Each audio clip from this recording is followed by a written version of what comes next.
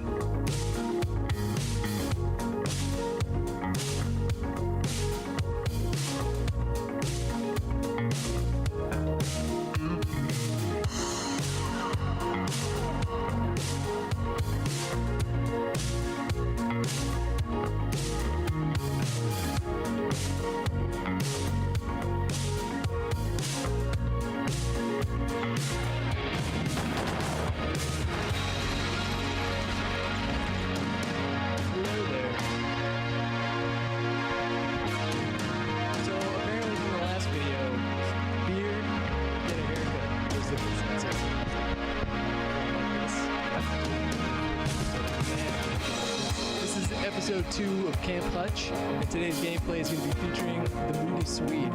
This guy's a 16-year-old UK kid and one of the best snipers on YouTube, in my opinion. You guys are going to love this game. And I got something else on my mind, Mr. Sark. I see you throwing down all these challenges. Well, I got one for you. You and me, one-on-one. We'll pick the game type on the map. I want to take you down. And guess what? There's your YouTube channel. So if anybody wants to post a message on his profile saying, hey, you and Hutch accept the challenge, I would encourage you to do so. So what do you guys think? Do I look better? Do I not look like a pedophile? Chuck Norris, Vietnam veteran at this point? Alcoholic? Okay guys, enjoy the show.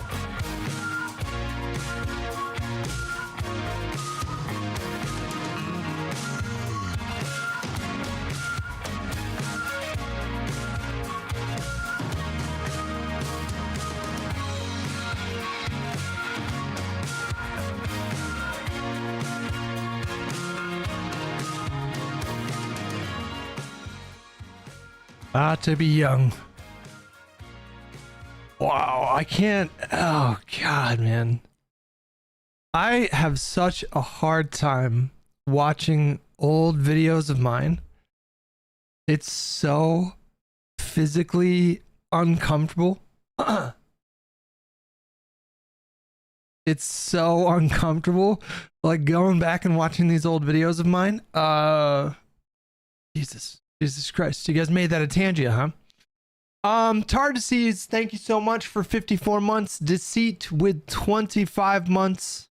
Jinx with 10 gifted subs. Jinx, thank you so much, buddy. I love you. You're just the best. Are you still in here, Jinx? ATX Couch Potato with 38 months, and then Narrow with 52 months. Comey will be set free because of the Schumer shutdown. Wait, what? How are these things related? I missed a few things. I was out sick the last few days. It wasn't like a crazy COVID situation, but some, annoying symptoms, and then also just like being very, very tired. Like very tired. Are you stoked they're making a new Stargate show? I am. It's a cool premise. The movie has a bit of a cult following. Not the best movie in the world, but people love that movie. Yeah, no, that could be really good.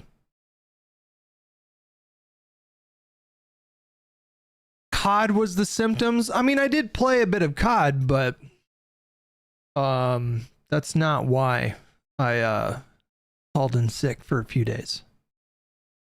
Did you see my meme, Hutch? Which meme are you talking about? Symptoms include sore hands and broken controllers. My hand isn't sore, but you know what gets sore when I play COD is the tip of my thumb. My left thumb, what I use to sprint, that one gets a little calloused and uncomfortable. Ak has the clip, but Asman says he wants to talk to Nick Fuentes.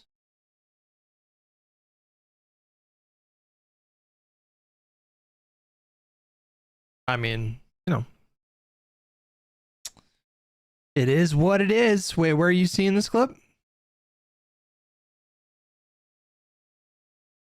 I don't see what you're referring to. Oh, is it this right here?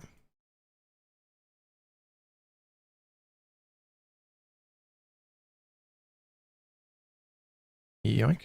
Evening, Nicholas.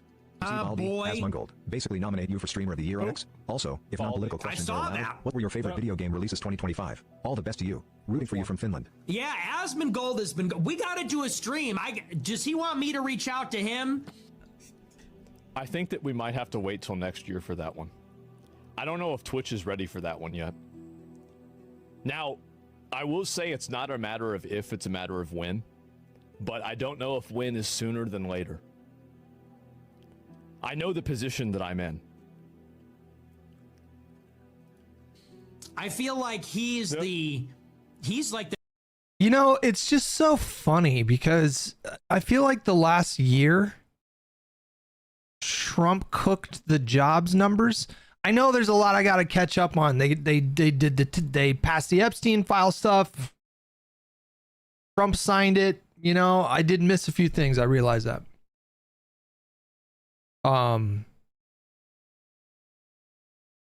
What was I going to say? We've been spending the last year talking about like Dems in disarray. What is the party going to do? We're so fucked. We're losing young men and black people and Hispanic voters and you know, we've been doing all this Dems in disarray discourse for like the last year after losing the election. And it turns out Republicans this entire time disarray. And now we have this situation with Nick Fuentes, which is not a small situation. Like, this is a pretty big situation. The president, you know, talked about the current moment that the Republican Party's in right now. Like, Trump talked about it, you know, Vance has talked about it. They're all talking about, like, what do we do about the Nazi problem? There's the Texas redistricting thing too. Hold on, let's get to one thing at a time. The #1 streamer in the world, so I was like waiting for him to like. But maybe I'll hit him up because I really want to collaborate. I don't want to get him canceled though. So if he doesn't want to do it, I totally understand. But hasn't Asman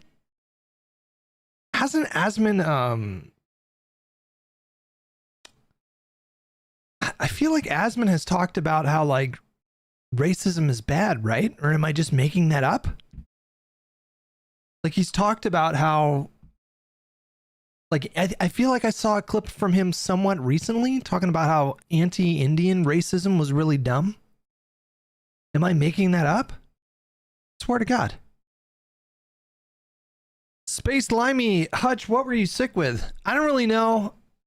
It was just a little bug. I mean, it was not like horrible, but my brain was just completely zapped. I was very tired. I had a bit of a headache. Slept more than I usually do. It wasn't like horrible, but it's tough to stream, I think, when your head's in that space.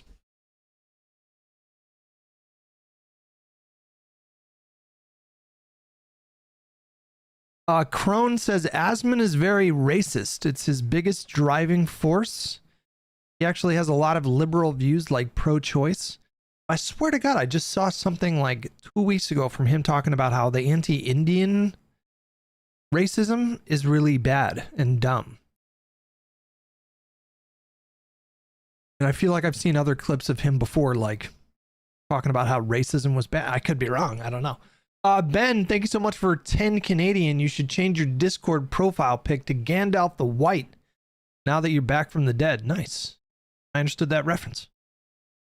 Almost time to do my yearly Lord of the Rings rewatch. We usually wait until December. Pro-choice is practical and conservative too. In a certain way, I suppose, yeah. Maybe I'll hit him up this week and see if we could set something up if he's into it. Yep. But Asmongold, he seems like a very honest guy. Seems like he has a lot of. I'm too honest. That's the problem. Is I just say what I think. That's the big issue. And sometimes what I think is something that's really crazy. Integrity.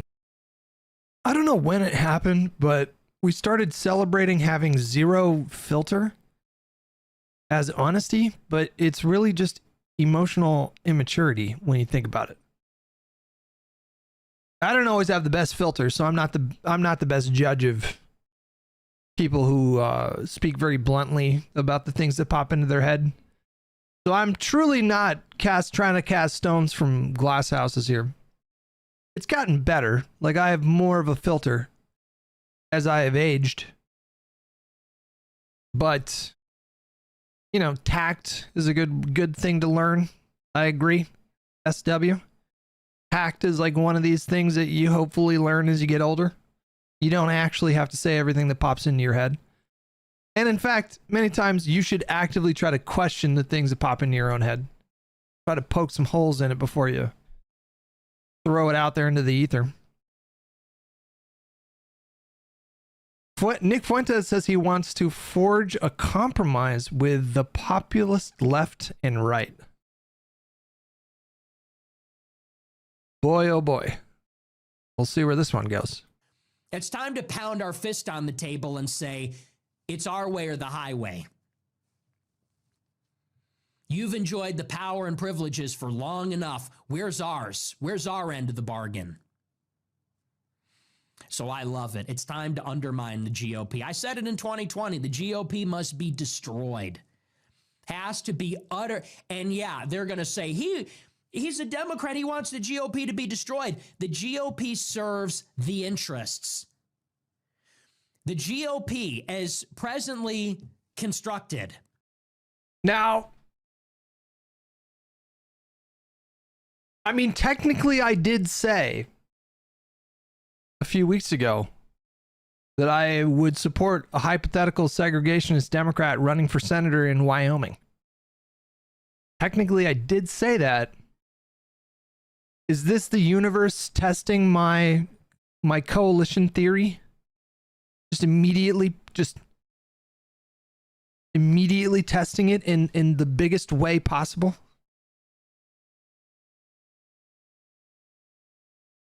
My answer is no. My answer is no. There's a difference, I think, between like a singular candidate in a singular race and the kind of movement that Fuentes represents, which is a growing movement of mostly, I would assume, mostly Gen Z kids. I'm not necessarily worried too much about Nick Fuentes right now, but I guess I'm a little bit worried about what his movement could lead to like 10 or 20 years from now. Like, what's going to happen when these Gen Z kids are the predominant voting bloc in America? You know, what's that America going to look like? That has me a little bit worried. The horseshoe theory is around authoritarianism. The point is not so much the economic policies, but support of some strongman in charge. There's a little bit more overlap than just the authoritarian stuff. Horseshoe, these days there's overlap between the Nick Fuentes right and the online left when it comes to Israel, for sure. And then also protectionist trade policy. They have that overlap as well. They don't like these multilateral trade deals and, you know, a globalist economy. And there's probably a few more overlaps that I'm forgetting. If you guys can think of any, let me know. But Auntie is trying. Thank you so much for 50 months. I really appreciate you doing that. Thank you, buddy. You see a cat? I don't see a cat.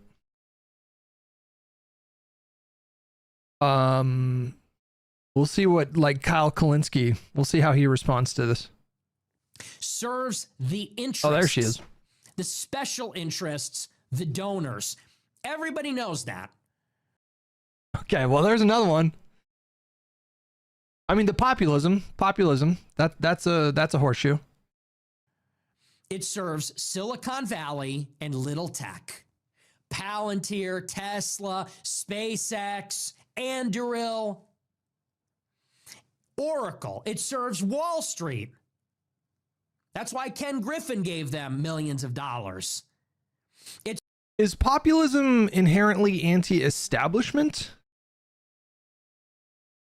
Would that be a correct way of describing populism broadly? Majin Arthur, thank you so much for 88 months. Appreciate it, buddy. 88, yeah, a little sus. You decide to resub whilst I'm watching a Nick Fuentes video, and it's the 88th month, and you don't think that I can see straight through you and your racist heart?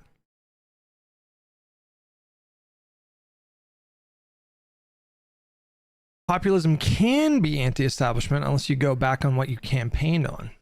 Bezin, thank you so much for 9 months. Appreciate it, buddy. It serves Miriam Adelson and the Israel. Define populism. Okay, I know this, okay? Populism is a political strategy. It's a messaging strategy that emphasizes how best to describe it. It puts its emphasis on you know, you're representing like the working man against the boots of like the elite.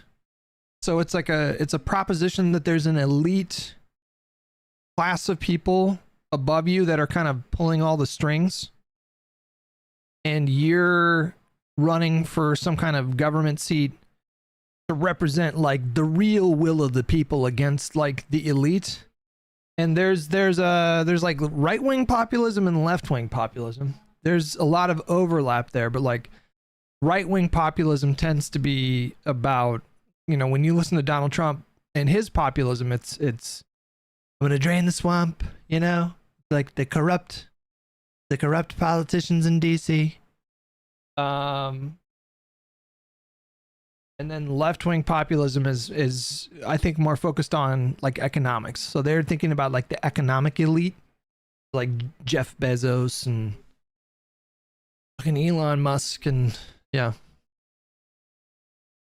Populism can be anti-establishment on the surface, but in practice they can just be lying about actually wanting to do that. So it can be both.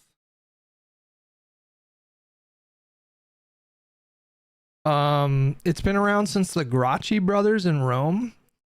It's just, it's a red flag for me. Any kind of populist rhetoric is a red flag for me. There's a lot of bad populists throughout history that have done a lot of horrible things, and I think and we've talked about this like 1,000 times, but populism tends to oversimplify. It tends to give people a really easy scapegoat, and it can go really wrong. It can go really wrong. Any kind of politics that's about like channeling rage, which is I think what populism is all about. It's like people feel alienated, people feel disenfranchised, disempowered. And then a politician comes along and promises to be their avatar against the elite corrupt. And, you know, that's led to a lot of really bad outcomes throughout history. Joseph McCarthy was a populist.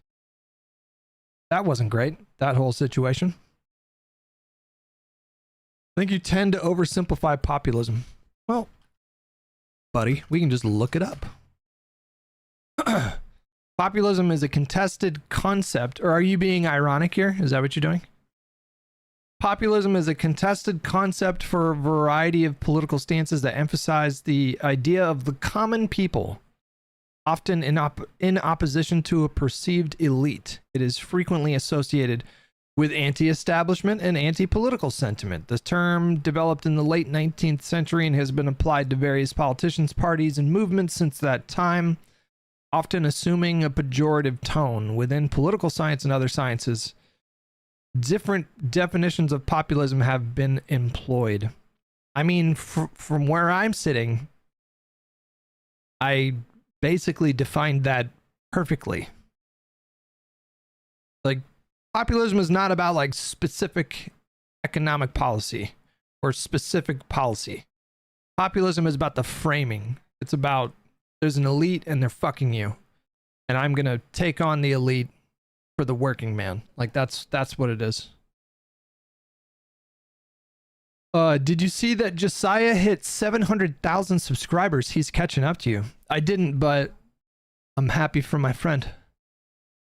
He's just, man, let's just take a look at his monthly views.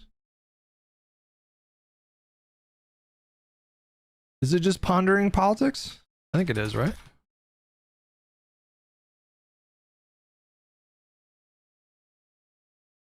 Pondering politics. He got 22 million views. In the last 30 days, he got 22 million views, this fucking guy. All elite memes with $10. Populism isn't sustainable because these populist figures eventually become the same establishment they demonized once gaining power. It's a cycle of cannibalism. It's a movement without a foundation. That's a really good way of unpacking that. I was holding him back. I mean, listen, it looks like once he stopped doing Lib and Learn, his views went up about 50%. Just about 50%. So, yeah, you could say I was literally holding him back. Can we talk about Trump calling for Democrats to be hanged or the Epstein stuff? I mean, there's a lot I missed here. There's a lot that we should get to. I really want to watch a Sam Harris video on trigonometry. Do you guys have any other videos that you think that would be good to watch? We did miss a few days here. I want to watch the rest of this as well. Lobby. This is who they work for. Headless Chicken, did I get you for 5 months? Thank you so much, buddy. This is who selects the cabinet. This is who makes the policy. That's why they cut the corporate tax rate and they did nothing else. That's why they're shielding illegal immigrants from deportation as long as they're working on farms or on construction sites or in hospitality. That's why they're still providing for H-1B visas. That's why they're still providing for Chinese students. That's why they back down on the tariffs. That's why they back down on everything. So this is the blueprint. This is how we take over. And by the way, hey, and get a load of this. Ro Khanna and Thomas Massie working together against the interests to compel the files. What do you think that has? A 90% approval rating? If you had progressive Democrats and nationalist Republicans working together, let's say to compel the release of the Epstein files, what kind of approval rating do you think that has? 90%? And what if they got together and they opposed foreign aid to Israel? What approval rating do you think that would have? 90%? What if they got together and worked on the basis of a common interest? Do you think that that Republicans or independents running under that brand, do you think that that would become more popular or less popular over time? This is like the inverse of Cenk, you know? Cenk's been kind of pushing the same thing now for what, like 6 months? He's been really heavily pushing this idea of coalition building with right-wing populists. Him and Ro Khanna are kind of on the same page about that. Yeah, we can call it national progressivism. Yeah, that would be kind of perfect. I'm sorry, I have to go get the door downstairs. I'm going to let this play. I'll be right back. 4 becomes 8, 8 becomes 16. It snowballs. And we need to propel someone into the White House that is just a populist. And here's where we're going to have to give. This is going to be the compromise. Very simple. The left has to give up immigration. That's simple. The left is going to have to give up. Look, we can have equity and we can have equality in the country. We can have civil rights. We can have all those things. But we have to close the damn borders. We have to close it. Too many illegal immigrants. Too many legal immigrants. That has to be the compromise. The left has to give on immigration, and the right has to give on the free market. If the right can come down on health care and on a social safety net and maybe on some subsidies for education, and if the left can come down on the anti-white open border stuff and they can agree that we have a country, that party will win 90% of the vote and rule for a century. That's wonderful. What did I just miss? Sorry, I'm sorry. I had to run downstairs. Our AC is busted. It's just another phase. Thank you so much for the tier 1 membership. God, I love you. You're just the best. The Epstein files. What kind of approval rating do you think that has? 90%? And what if they got together and they opposed foreign aid to Israel? What approval rating do you think that would have? 90%? What if they got together and worked on the basis of a common interest? Do you think that that Republicans or independents running under that brand, do you think that that would become more popular or less popular over time? 4 becomes 8, 8 becomes 16. I get the sense from Nick that he's feeling very emboldened right now. I think this guy is such a slimy little snake. I think he saw the Charlie Kirk murder as opportunity. Because he pounced on that so aggressively. He hated Charlie Kirk. Hated him. He hated Charlie Kirk. He hated Charlie Kirk more than like most people. And when Charlie Kirk died, he in a very Machiavellian way, positioned himself to try to capitalize on that. I think he saw that. I mean, I think he was right, by the way. I think there was a profound opportunity for him in that moment, because anytime you can capitalize on people's rage and grief like that, you know, like I'll bet you anything he pulled in a lot of Charlie Kirk viewers into his movement. Kirk was also the likely successor post-Trump. You know what? I didn't even think about that. That had never even crossed my mind, but I think you're so right.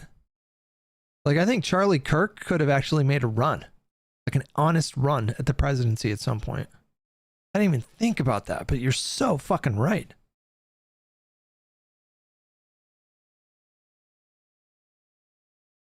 He knew how to, you know, I think he knew how to package that kind of politics in the same kind of way. Yeah, I think you're right about that.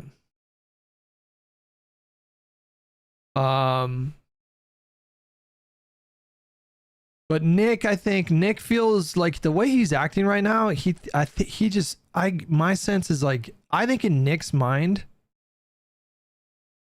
he's got a plan for like radicalizing the country, and you know, he feels pretty confident in that plan. That's how he is behaving. It really does seem like he thinks that his movement is going to be like the center of power at some point. That's just the sense that I get of things. Could be wrong about that. It snowballs. And we need to propel someone into the White House that is just a populist. And here's where we're going to have to give. This is going to be the compromise. Very simple. The left has to give up immigration. That's simple. The left is going to have to give up. Look, we can have equity and we can have equality in the country. We can have civil rights. We can have all those things. But we have to close the damn borders. We have to close it. Too many illegal immigrants. Too many legal immigrants. That has to be the compromise. The left has to give on immigration, and the right has to give on the free market. If the right can come down on healthcare and on a social safety net and maybe on some subsidies for education, and if the left can come down on the anti-white open border stuff and they can agree that we have a country, that party will win 90. Well, I mean, I don't know if he's serious about any of this, but I really doubt the left would compromise on immigration. They think that the bipartisan border bill was a fascist bill. That's the way they describe it. They think that Kamala ran as a right-winger on immigration. So I don't see them moving on that anytime. I don't know how serious he is about any of this, or if this is just, you know, entertainment. But Tom Wamsgans, thank you so much for 4 years. Wow, thank you so much, buddy. 80% of the vote and rule for a century. That's the compromise. That's the populist compromise. Why is it that for the left, it's like they don't even care about anything else? It just has to be open borders. Most Americans want a secure border. They just do. But most people also want to offer some kind of pathway to citizenship. For people who have been here for decades, that is the compromise. That's literally what Kamala ran on, by the way. Just to be clear. That triggers me a lot. The framing from the online left about Kamala on immigration triggers me beyond it gets me so fucking upset. They accuse her of running to Donald Trump's right. They accuse her of running as a right wing, like a right winger on immigration. But what were her immigration proposals? It was the bipartisan immigration bill, which did tighten the border and it did tighten asylum. But to be honest with you guys, that is necessary. Like, I don't know how we address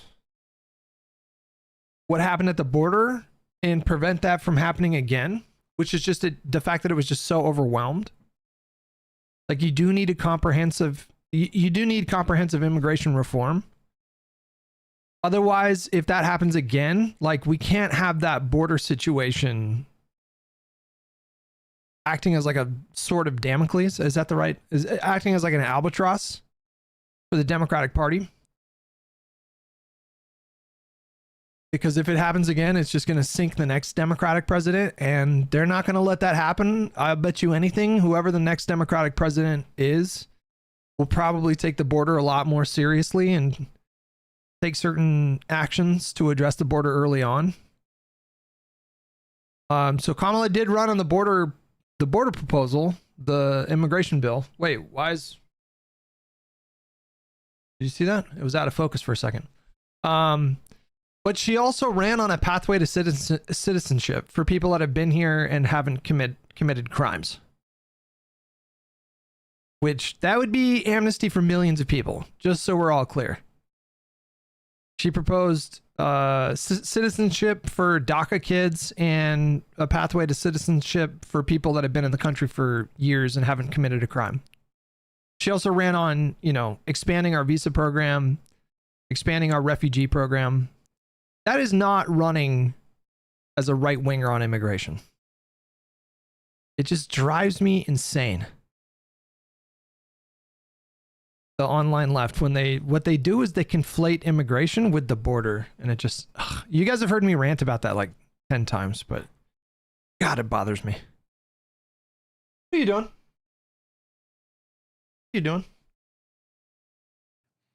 And on the right, it's like they don't care about anything else as long as it's foreign aid to Israel and war in the Middle East and war with Russia. That's the kind of program that we need. And that's what they're terrified of. They're terrified that the left and the right are going to come together on the basis of stop supporting Israel, on the basis of close the borders. He almost sounds like exactly like fucking Jank. On the basis of restricting money in politics and the influence of the oligarchs. That's what they're terrified of. I just think what's happening right now in the right wing space is pretty significant. The Democratic Party is like a little bit fractured right now, like a little bit, and that is worrisome. But what's happening right now on the right is, when you think about it, it's kind of inevitable too. Donald Trump his presidency is just fucking falling apart. Let's just be very clear about his presidency. It's just completely unraveling. And there's still 3 years to go. But he is kind of, for all intents and purposes right now, already a bit of a lame duck president. And I think it's pretty safe to say the Democrats are going to stomp them the fuck out next November. I think that's going to be a brutal election. The $2,000 stimmy checks or whatever, that's not going to save this presidency. Like, it is. I mean, this guy is not doing well. He is just so unhinged, and it's impossible to hide, and it's impossible to ignore. They ain't happening anyways. I mean, I don't even know. I don't know. Are they serious about that? Are they not serious about it? I really don't know. So the fact that this guy is unraveling just a year into this presidency, not even a year. We're like 9 months in. Jesus Christ. 10 months in? It kind of makes sense for Nick Fuentes to like pounce right now.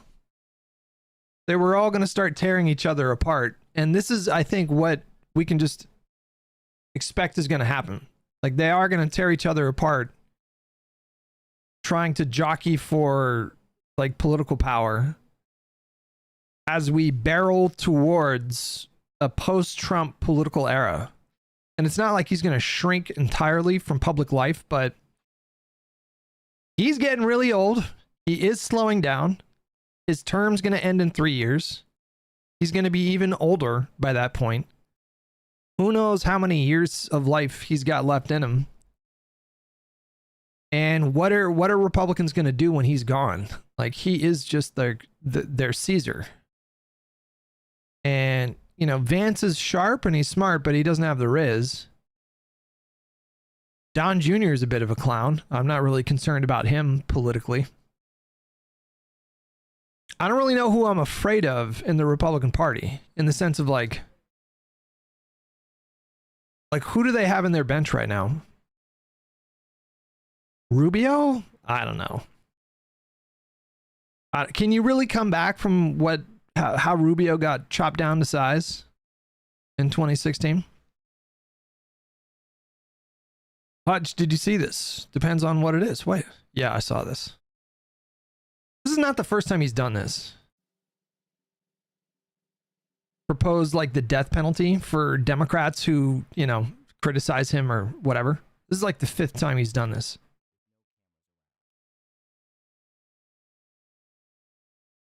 It just doesn't impact me anymore. I see stuff like this and it just doesn't, I don't even have a reaction to it anymore.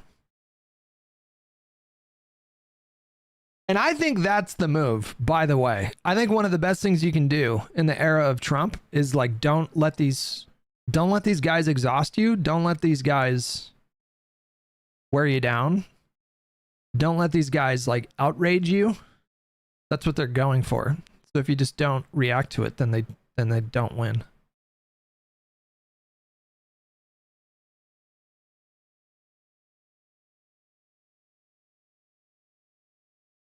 We're in the most trouble if Tucker wants to run. I actually don't agree. I actually think that Tucker is a fair bit more extreme than I don't think he could win a general. I really don't. And I don't think he wants to run for president. Why would he want to do that? Like, he's got a good thing going. Marjorie Taylor Greene? I mean, come on. I don't know. She's a bit of a clown to me, so I don't really think that she's the heir apparent to Trump. But yeah, this Nick Fuentes stuff is something to pay attention to. Keep your eye on what's happening right now in the right wing in this country, because they are kind of unraveling a bit.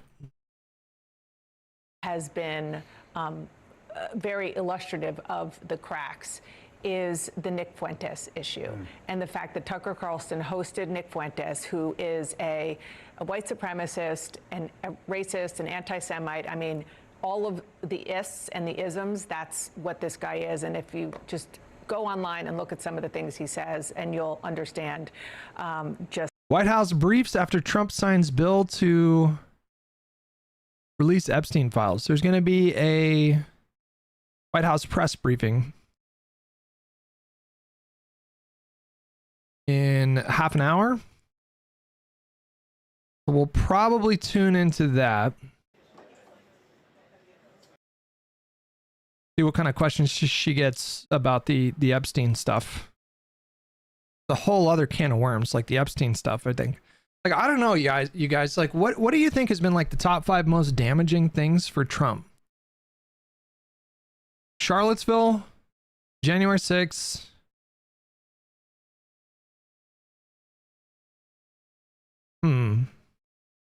Honestly, the early Russiagate stuff, like the early Russiagate stuff did undermine his presidency a bit in the beginning. COVID, maybe COVID. I don't know. I'm thinking of one other, but the Epstein stuff is in the top 5 for sure.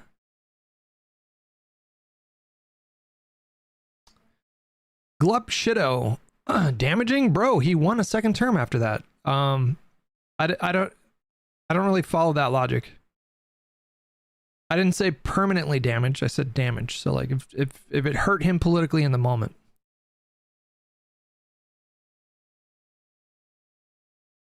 Z-King with $10. Extremism is normalized on the right. There's largely complacency and acceptance. Nick Fuentes isn't the only example. Stephen Miller, Pete Hegseth, just a lot of psychos, you mean? I mean, I agree with that. Extremism is definitely normalized on the right, but I think Tucker is a bit too, I mean, Tucker is,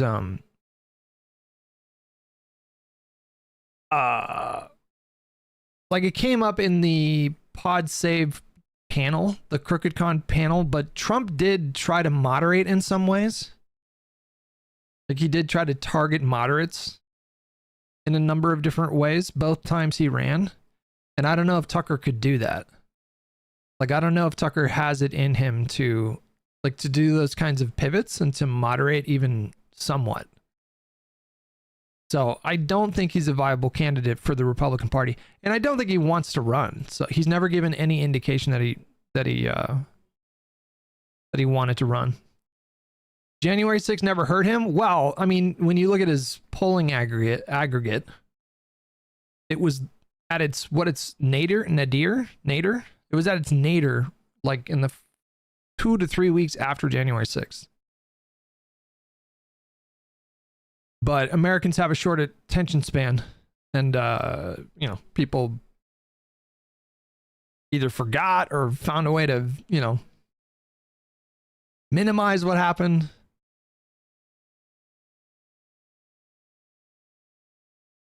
I'm gonna say it was January 6th, the early Russiagate stuff, Charlottesville, maybe Helsinki as well. That was pretty damaging in the moment. And then Epstein. But Epstein, I feel like, has been the most damaging thing to Trump. Which almost feels like justice, you know? Doesn't it feel like sweet justice, like karma?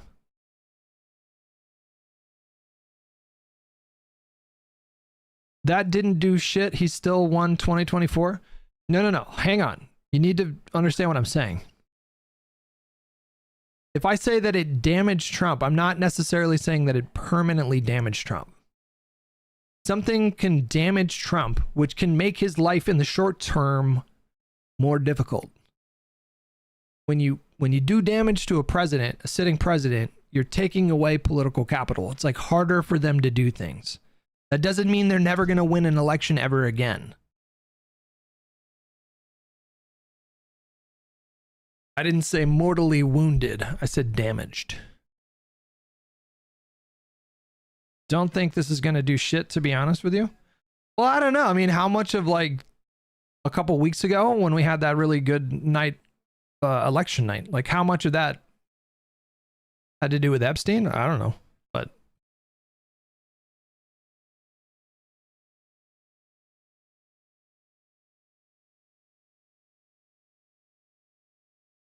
okay. Just what I'm talking about. The president, I asked Marjorie Taylor Greene about him, and she just said it's up to Tucker, and she distanced herself from his views. President Trump did not distance himself from Nick Fuentes' views. Listen to what he said. We've had some great interviews with Tucker Carlson, but you can't tell him who to interview. I mean, if he wants to interview Nick Fuentes. The hair situation is sun's getting real low. You know, like it's getting pretty bad. Like I'm surprised he hasn't gotten hair transplants or something, but I mean, it's not good. Fuentes, I don't know much about him, but if he wants to do it, get the word out. Let him, you know, people have to decide. Actually, you know what? The economy, you know what? You're right about that. Like right now, the economy, I think, is honestly, that's been the most damaging thing. He just over overpromised on the economy. He didn't inherit a good economy like he did the first time with Obama. And then he did these really unpopular policies, now unpopular policies, like the blanket tariffs that, you know, didn't bring costs down. It did the opposite. That's probably been the most damaging thing. Ultimately, people have to decide. Now, he did have dinner with Nick Fuentes and Kanye West at Mar-a-Lago, which he was reminded of. I want to show this. This is Nick Fuentes saw what the president said or didn't say, and he said this. Thank you, Mr. President. I mean, it's pretty remarkable. I mean, for Trump to say, I don't know who he is come on. I mean, this is the leader of his party. This is someone who consumes so much media. This is something that has been... He had dinner with Nick Fuentes.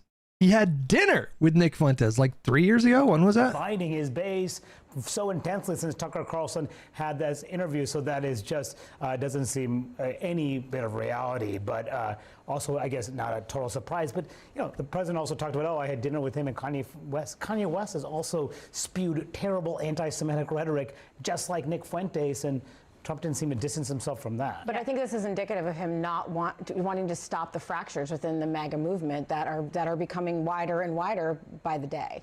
Yeah, and if you remember during the campaign, after that dinner with Nick Fuentes and Kanye West at Mar-a-Lago, there was a large freakout within Trump's senior staff trying to put in new protocols. I wrote about this in my book at the time. They were really concerned that people were getting to Trump, and they set up protocols to try to keep those sorts of people away from him. And so this, Jackie, to your point, this is convulsing the MAGA movement, the conservative wing of the party. And it's a concern because for Trump and the Republicans, because they've been so united behind him at every step of the way, and we're seeing so many fractures. Yeah, and exactly. And the question, one of the reasons why it's so important right now is where is this movement going to go? And the fact that Tucker Carlson has ended up where he is right now, having people like Nick Fuentes and others who are really openly vile in some cases, in other cases just wholeheartedly America first and only America first, that really poses the question of where it goes. Sorry, Swanee Bird with $5. Hey, Hutch, why do you think Trump flipped his position on releasing the files? What do you think the calculation was? Well, he knew he couldn't stop it. Like, that's pretty obviously what happened. Last week, he was making phone calls and trying to privately pressure, you know, Boebert and Marjorie Taylor Greene and probably others to vote no on releasing the files. And when he realized that he couldn't stop it, he came out and, you know, made it seem like he was for it the entire time, which is pretty absurd. But, you know, not only did he know that he couldn't stop it, but he knew that it was going to be like a veto-proof majority. Like, he's just, you know, he could have just vetoed it. No, I don't think so, because didn't they pass it with like an enormous veto-proof majority? This is yet another...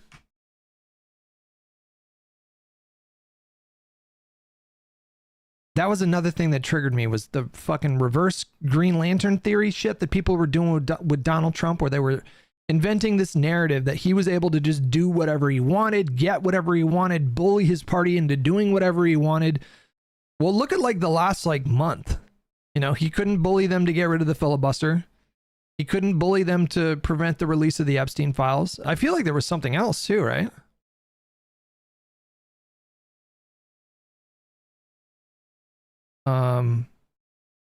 Lost.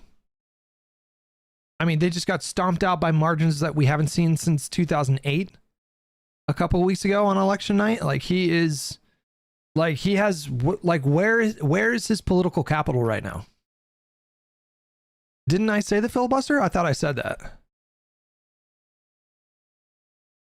Who was the one ass? He bullied them over the files for months. Only now he caves. You're just ignoring reality. Wait, who am I ignoring reality? Wait, what are you talking about? The bravest toast with 10 months. Thank you so much, buddy.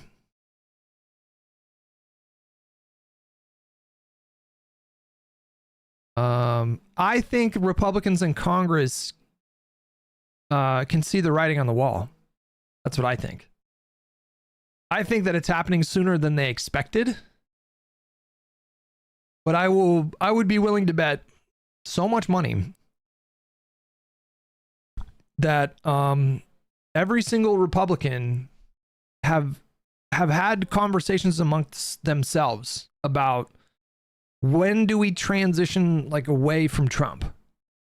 Like at what point do we pull the plug? At what point do we start to they don't need to like rip the band-aid off. It can be kind of a slow process of distancing themselves, and I think they all expected it to happen probably closer to the next election, but it's happening much sooner than they anticipated because lo and behold, he actually followed through on a lot of his crazy campaign stuff. And it's just been an absolute shit show.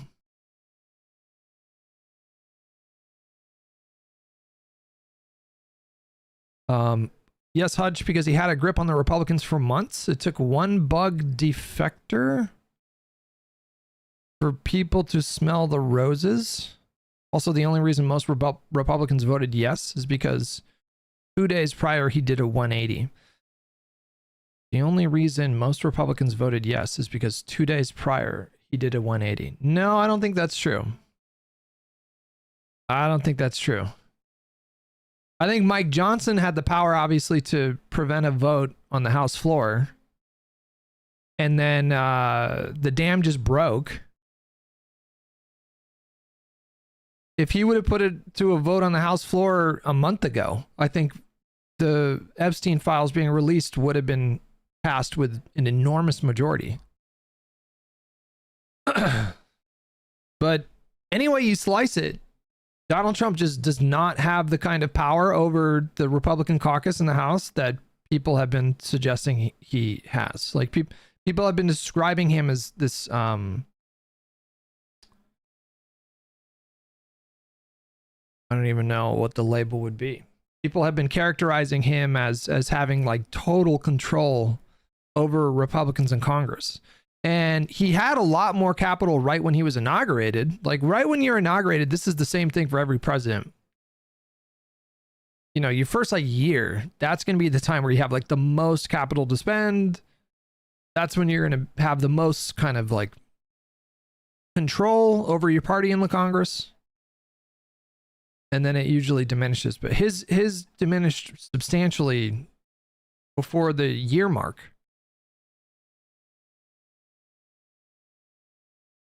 Then why did every opportunity prior to vote on the files, Republicans voted no 3 times, but Democrats voted yes all 3 times? What whip count are you referring to here? When did it ever go to the floor? What are you talking about?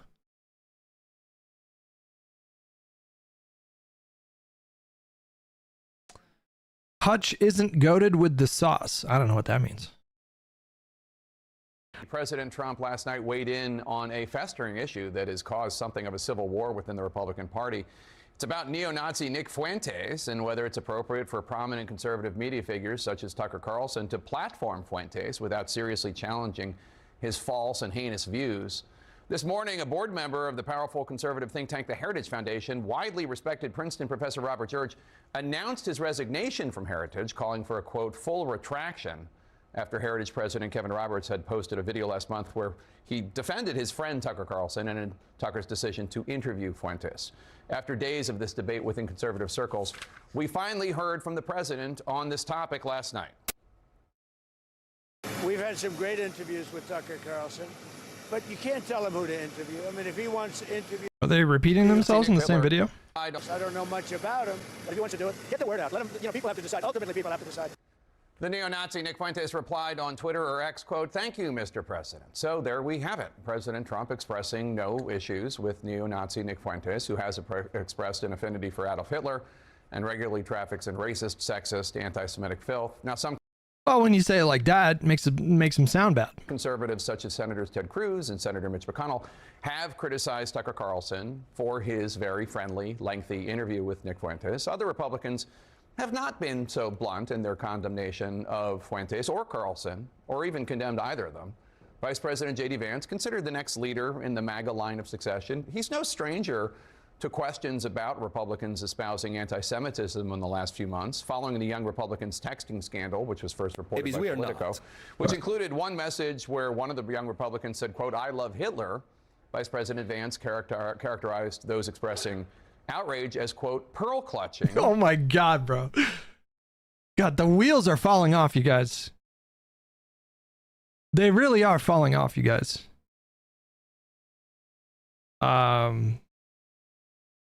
Man, didn't Laura Loomer just post something yesterday? Like, guys, we do have a Nazi problem. Like, hold on.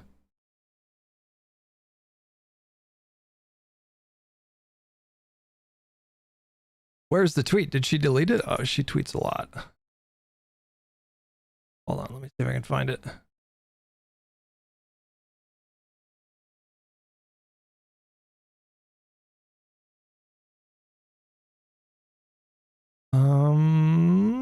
Was it 2 days ago? Did she delete the tweet? She might have deleted it. What the fuck? Hold on. Was it, did I get Facebooked? Was it a fake Laura Loomer account? Hold on. Oh, here, no. This is November 18th. Laura Loomer types, I'm gonna say it. The GOP has a Nazi problem, and the more we pretend like we don't, the worse it's going to get. We do, don't tell me we don't. That's not great. Not a good situation. And the vice president repeatedly referred to the participants as kids, even though the ages of the people in the group range from 18 to 40. Fuentes is, of course, a Nazi of a more loathsome order than those on that text chain, and he has a history of going after not just Jews, but Vice President Vance. He said a number of nasty things about his wife. Vance himself called Fuentes a total loser in a 2024 CBS interview before the election, after Fuentes attacked his wife Usha Vance and her Indian heritage. Here's just one of these vile moments. A quick warning to our viewers. This condemnation of Vance by Fuentes is not pleasant to listen to. Now they're all in favor of a fat race mixer who's married to a Jeet who named his son Vivek. Now, this week and last, I repeatedly asked Vance's office. Jesus. Is that TOS? Jesus. For any comment about this internal war about Fuentes, specifically about Tucker Carlson platforming Fuentes, and there was no response. This weekend, Vance did weigh in on something related to this issue. It had to do with another member of the Carlson family, Tucker's son, Buckley, who works for Vance. And he, Vice President, attacked just some rando on Twitter as a, quote, scum. Isn't this just like, how, like, I'm just thinking back to the first Trump term, particularly in the first couple of years. Obviously, culminating with the Charlottesville stuff, you know. But it was constantly being discussed, this emergence of the alt-right, a white nationalist, burgeoning kind of like movement within conservative politics in the country. And for years, right-wingers have deflected this criticism by accusing the left of being histrionic, accusing the left of being dramatic. Oh, you guys just call anybody you don't like a Nazi. Like that kind of became the universal defense. People would roll their eyes at the suggestion that there's a problem. Like there's a growing problem in this country of like Nazis, like actual Nazis. They took offense to it. They would act indignant and incredulous at the proposition that there was a growing white nationalist movement in conservative politics. And right now, this moment just feels like the chicken's coming home to roost, is what it feels like. They ignored the problem for so long. They downplayed any suggestion of white nationalism being something that is merging with conservative politics. They downplayed it, they minimized it, they deflected, they got defensive. And now it just feels like this moment was inevitable in hindsight. I'm really fascinated with Nikki Haley's son, who very much talks like a groyper. He was just interviewed by Tucker Carlson just a couple days ago, I think.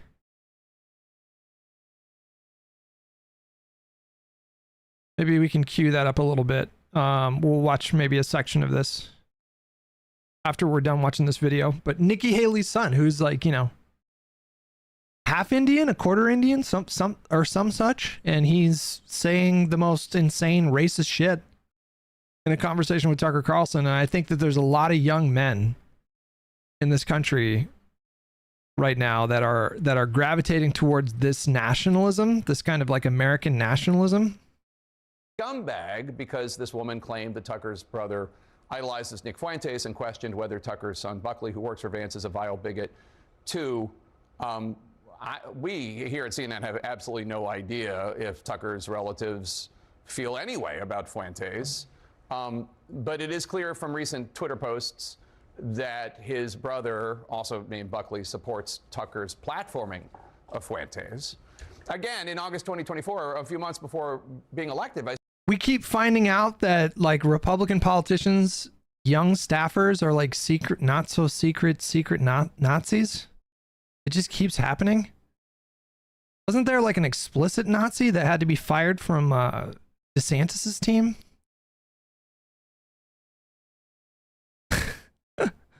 Also named Buckley. I don't really know what that has to do with anything, but I listened to an interesting podcast that discusses this stuff and the rise of right-wing Gen Z supporters.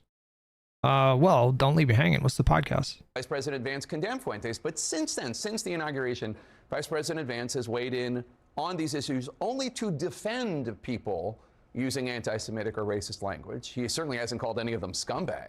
Do you think that the wave of young men that are converting to Orthodox Christianity, do you think that that has to do with the incel stuff? I'm not basing this off of anything, but if you think about it, you no longer have to feel ashamed or embarrassed if you can't get some poontang if you convert to Orthodox Christianity. Because you're like, oh, well, that's sinful. I don't want to do that. That would be bad. And so it gives them sort of like an out. It's a way to maybe for some, not all, but like for some of them, it's a way to avoid the shame of feeling like they can't talk to girls or whatever. I don't know what we got to do. I don't know what we got to do to help young men, navigate talking to girls. I don't know what we got to do. I don't know what the fuck are we going to do about this? There's like a substantial amount of Gen Z boys and Gen Alpha boys that have no fucking idea how to communicate with women, how to have relationships with women. And I haven't the first fucking clue like what we do about it. I've brought up AI as a potential way to deal with this, and you guys didn't like that.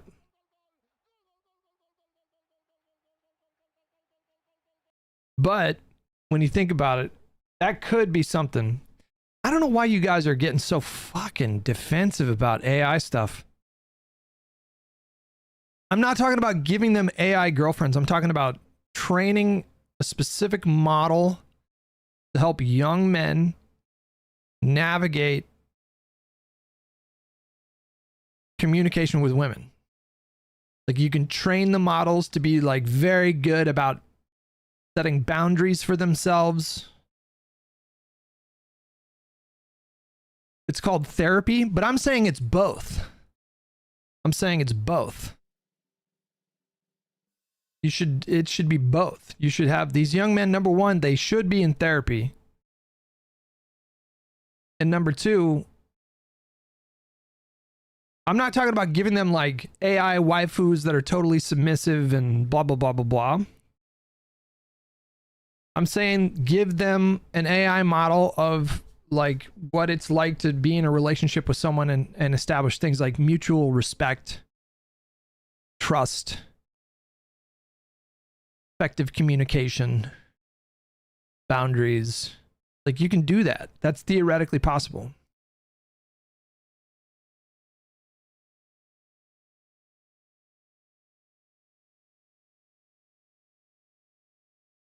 It's not happening, Hutch, with all the way LLMs work. I don't know why that would be inconceivable. I don't know why that would be on the table. I feel like that's for sure something that would be. You guys, this shit is gonna happen. Do you guys realize this? It's gonna happen. Like therapists are gonna work AI stuff into their methodology. It's gonna happen. I promise you. It's gonna start happening probably fucking soon.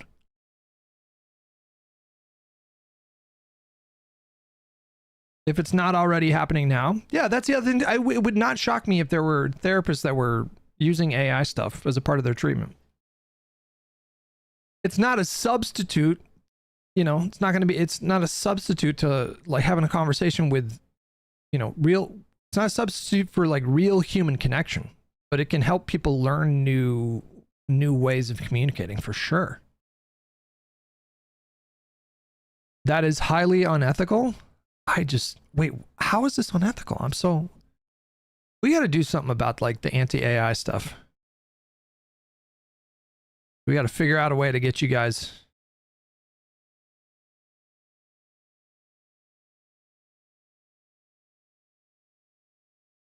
Dating apps should be banned, to be honest. They're cancerous as hell. No, come on. That's ridiculous.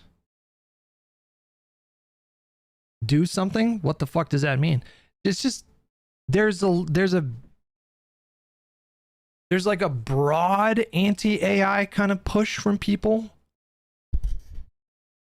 And I think that people take the genuine concerns about AI and they just take it way too far. They just take it way too far. Way too far, bro. Why not just cut the middleman and go straight to talking to a human? Imagine if you will, work with me on this. A 25-year-old young man walks into a therapist office. And this young man really struggles to form relationships with his peers and definitely has struggles meeting and talking to like prospective partners. Excuse me.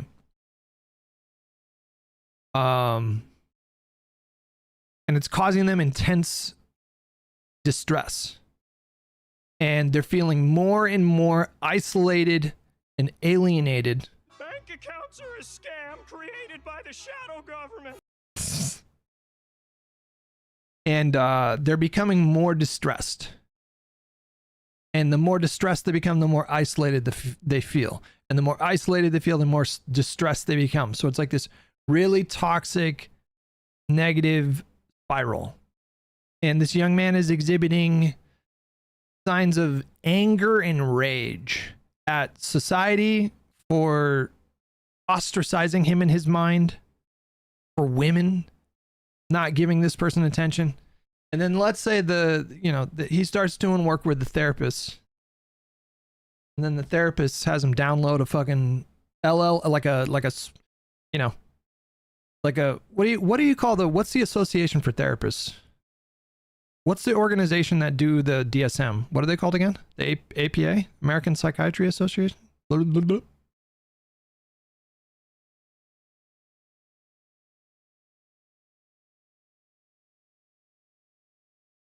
And this young man practices having just normal conversations. And then they start doing like particular exercises around like, you know, what do you do when you're in a relationship with someone and you have like anger? Like anger comes to the surface. You're with a friend or you're with a partner and they say something and it makes you angry. Like what's the best way to... Everything okay?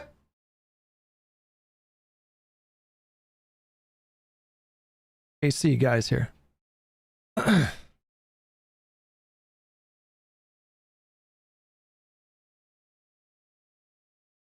And then through practice,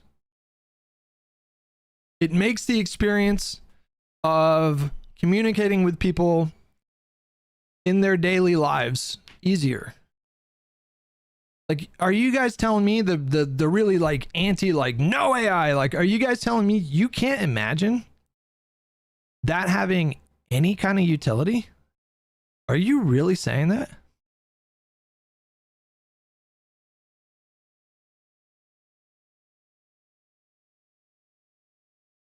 Is everything okay, Esme? Will you close my door, actually? Down up here. He did.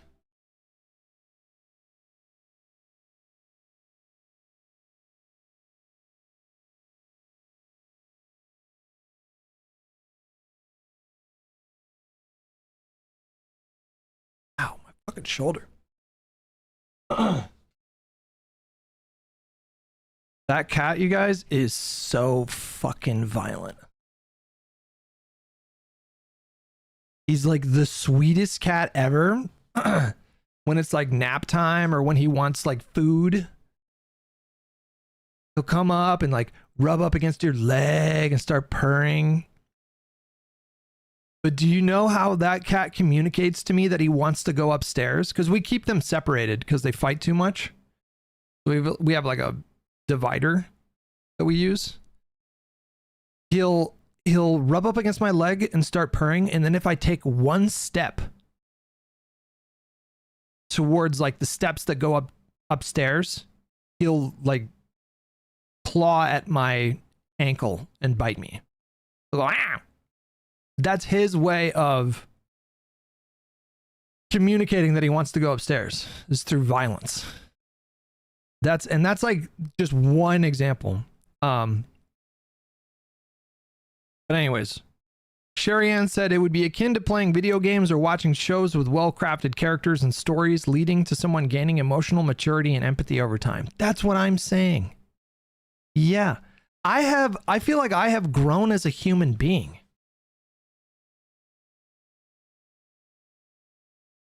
And gleaned valuable insight from movies and shows and stories and books. And like this could fulfill like a similar kind of thing. But are you guys really saying that you can't understand the possible, like that would be a safe setting. So you could have someone practice communication without intense fear of rejection or humiliation. And it's like exposure therapy. And then you do that practice over and over and over again. And so then when you go out into the world and you're trying to forge actual human relationships, it makes those experiences less stressful. And that to me just seems like such a no-brainer in terms of, oh wow, that could be a really cool application of this technology to improve someone's life.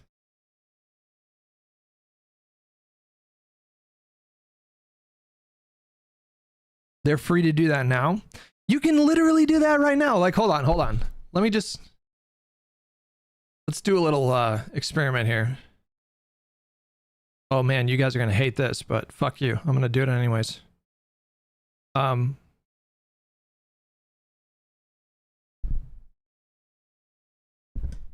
Hello there. Hey there. Great to have you here. Let me know what's on your mind or what I can do for you today. So I'm an incel. Do you know what that is? Yeah, I do know what that term means. It's generally used to describe someone who identifies as involuntarily celibate, meaning they feel like they can't find romantic or sexual partners even though they want to. It's kind of a complex and sometimes sensitive topic, so if there's something specific on your mind around it, feel free to share and we can chat about it. What I want to do is practice talking to girls. Can you do that? But then also like not be super submissive. Can you help me practice like healthy communication with women so that I can respect their boundaries and sort of like talk about the things that I want and yeah. Absolutely. I'd be happy to help you practice that. And I think it's Boom. great that you're Boom. Done. Already done. You can already do it. I didn't even realize it. Why is this dystopian in your minds? Why is this dystopian to you guys? That's so crazy to me. It's because of the movies. That's what I think it is. It's because of fucking Terminator 2 and iRobot and The Matrix. You've been programmed to have a knee-jerk reaction to this stuff.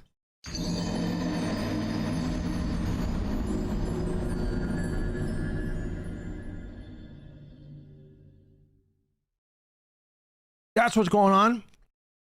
You've been programmed by movies to be eternally skeptical of this stuff. Bad Company with $5. That's a slippery slope. Didn't some kid video game himself after developing a relationship with AI? There was one particular case where You know how you can tell AI written text? These AI trained people will all sound the same. They will be hated. Do you know how you can tell AI written text? These AI trained people will all sound the same. They will be hated. No, I don't think so, man. I don't think so. I don't think so. I mean, it's similar to like if they all went to therapy. Like the therapists are gonna say very similar things. They're gonna have very similar kind of suggestions for how to communicate, and so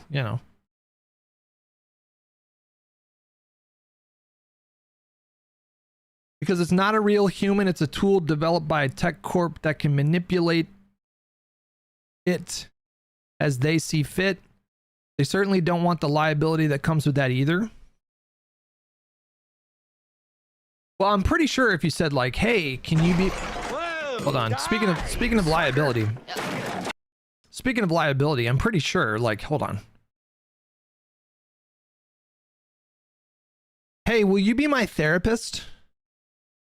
I can definitely be the kind of practice partner for you and have these conversations to help you out. But just keep in mind, I'm not a licensed therapist. Yeah, there you go. Yeah. They're already well aware of the liability there. I actually don't use that functionality. I don't speak to ChatGPT. Midlife Maddie with 5 gifted subs. Thank you so much, buddy. I appreciate it. Love you. Ace with $10. Incels is the most used insult online, and they are the most hated group online. And the left does nothing but downplay the problems young men have. So fixing this issue is going to be hard. That harkens back to the conversation that we had with Erudite when she came on the podcast, and she was kind of making the same observations. She was saying in a much more pointed way. She was saying that the left hates men, and I felt like she was being a little hyperbolic. Have to teach you this lesson, old man. I felt like she was being a little bit hyperbolic, but she insists that she literally meant that the left hates men. Discord chat? I'm not gonna argue with you guys. No, I'm not doing it. Just, I'm right. You guys are wrong. That's what's happening here. That's what's happening. I am right about this. 10 years from now, you're going to remember this conversation And you're going to be like, yeah, Hutch was right. Sam Barefoot, I think I already got you. You said like these people are going to hate these young men because they're all going to be saying the same things. But if you go to a therapist and then you ask the therapist, I want you to teach me ways to communicate with like women, girlfriends, they're going to have similar feedback. They're going to talk about how anger is usually a secondary emotion. So anytime you get angry, then it's probably going to be better to like pause and reflect on where that anger is coming from. You know, You won't be able to see. speak from a place of vulnerability rather than anger. You know, like they're going to talk to you about the importance of like I feel statements. You know, they're going to stress the importance of like what can you do in a relationship to communicate to your partner that you're actively listening to them. So your partner's going to tell you stuff about what they're feeling, and then maybe you repeat back some of the stuff that you heard so that they feel heard. Like all therapists, like there's a, you know, there are different schools of therapy, but there are through lines basically with therapists, and they're going to give you similar feedback. So why would it not apply to them? Like, why would you, if you're going to say, well, you know, they're all going to sound like they're AI trained, but it's like, well, do we say that about men that go to therapists now? You know, Midlife Maddie with another 5 gifted. You're just the best. I love you. Thank you. Hutch is blatantly ignoring comments that disagree with him. I've never been accused of that. I've been accused of a lot of things. I've never been accused of ignoring comments of people disagreeing with me. Bad Company with $5. That's a slippery thick to get. We Killed It with 85 months. Extreme with 2 years. Last Cox with the primer. Dazvidania with $5. Hutch is siding with the thinking machines in the Butlerian Jihad. A little bit. Ace with $10. Hutch, there has been a bad history of the left falsely calling people Nazis. For example, Sweeney. And young women are so far left-leaning that moderate men become afraid of even interacting with them. I can't fact-check this claim. I've been out of the dating game for over 10 years. And so I'm skeptical of that claim, but I don't know.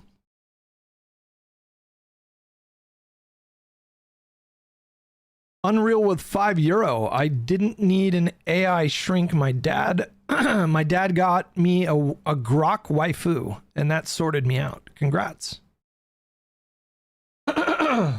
K-Camp with 16 months. Thank you so much. Dazvidani with $2. The Good Place made a joke about this a while ago. Oh, I'm too far behind now, so I don't know what that's even referring to. Tagarong with $5. We didn't listen to you because you people were calling Ben Shapiro a Nazi. Okay. I don't think I called Ben Shapiro a Nazi, for the record. Maybe it's both. Maybe there were some people that were a little too eager and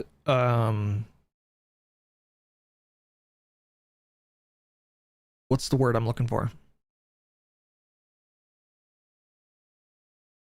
I won't deny that. There have been some people on the left that have been, maybe we would say like hyper vigilant, like too hyper vigilant. They were too quick to slap that label on people. I will concede that. I don't think I did that personally. I can only speak for myself.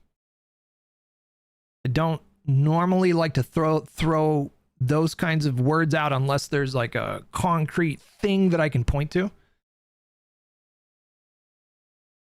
Swanee Bird with $10. I'm surprised Trump signed the bill without amendments from the Senate, veto-proof majority or not. Did you see the vid of Mike Johnson last night? He looked visibly concerned. I did not.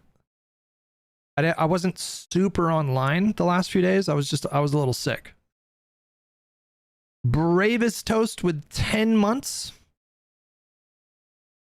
Josh Vidania, I'm sorry I missed that with $2. Tucker is also probably a foreign asset. Now that would not shock me. The way he talks. If he was on Russia's payroll, that would not shock me. Bad Company says, how do you balance not letting it affect you with not allowing Trump to normalize this behavior?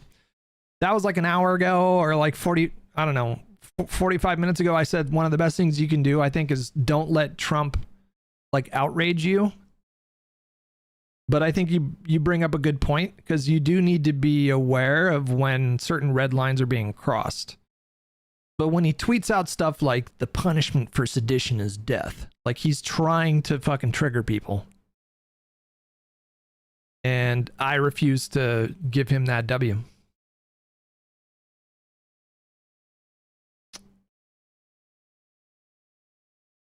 Vertaski with 2 years. Thank you so much for the primer. Jarex with the tier 1 membership. Thank you so much. Heck yeah, with 3 months. Hey Hutch, did you know that you're bald? I did. I do. Oh, I do know that. Yeah. Vash with 200 bits. Were you there when it happened? When open news, MAGA is I don't know what that says. I've brought this up before. Let me throw something else out there, okay? I want you guys to tell me. You get 2 options. I'm going to give you guys a hypothetical, and I've given it to you before. I'm going to repeat myself. You get 2 options, okay? You can tell me that this is dystopian, or you can tell me that this is helpful. Those are your 2 options. Dystopian, helpful is not the best word.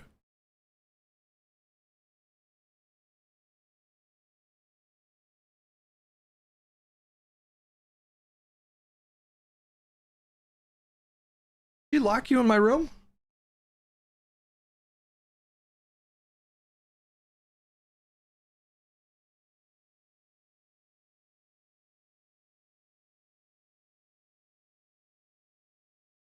Dystopian, or god damn it, what's a word that could convey like this would be a good application of AI technology?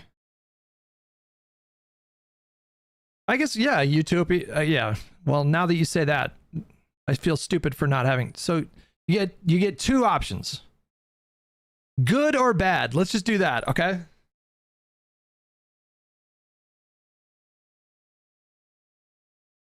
We're just going to do good or bad. Let's not overcomplicate it. I haven't even said what the thing is, and you're typing bad. And you're doing it as a joke, but I don't think it's a joke. I think there's a lot of you guys that are just in your head. You're mentally cut off from there being any beneficial value to this emergent technology.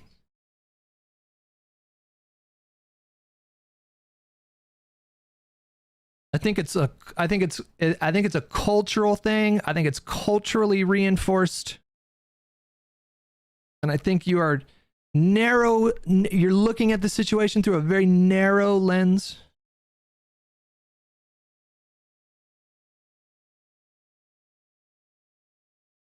Okay. Let's say it's today. Okay? Present day.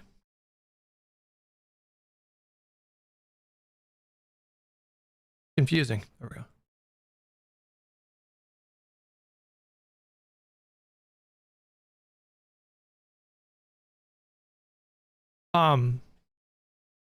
It's present day. It's 2025.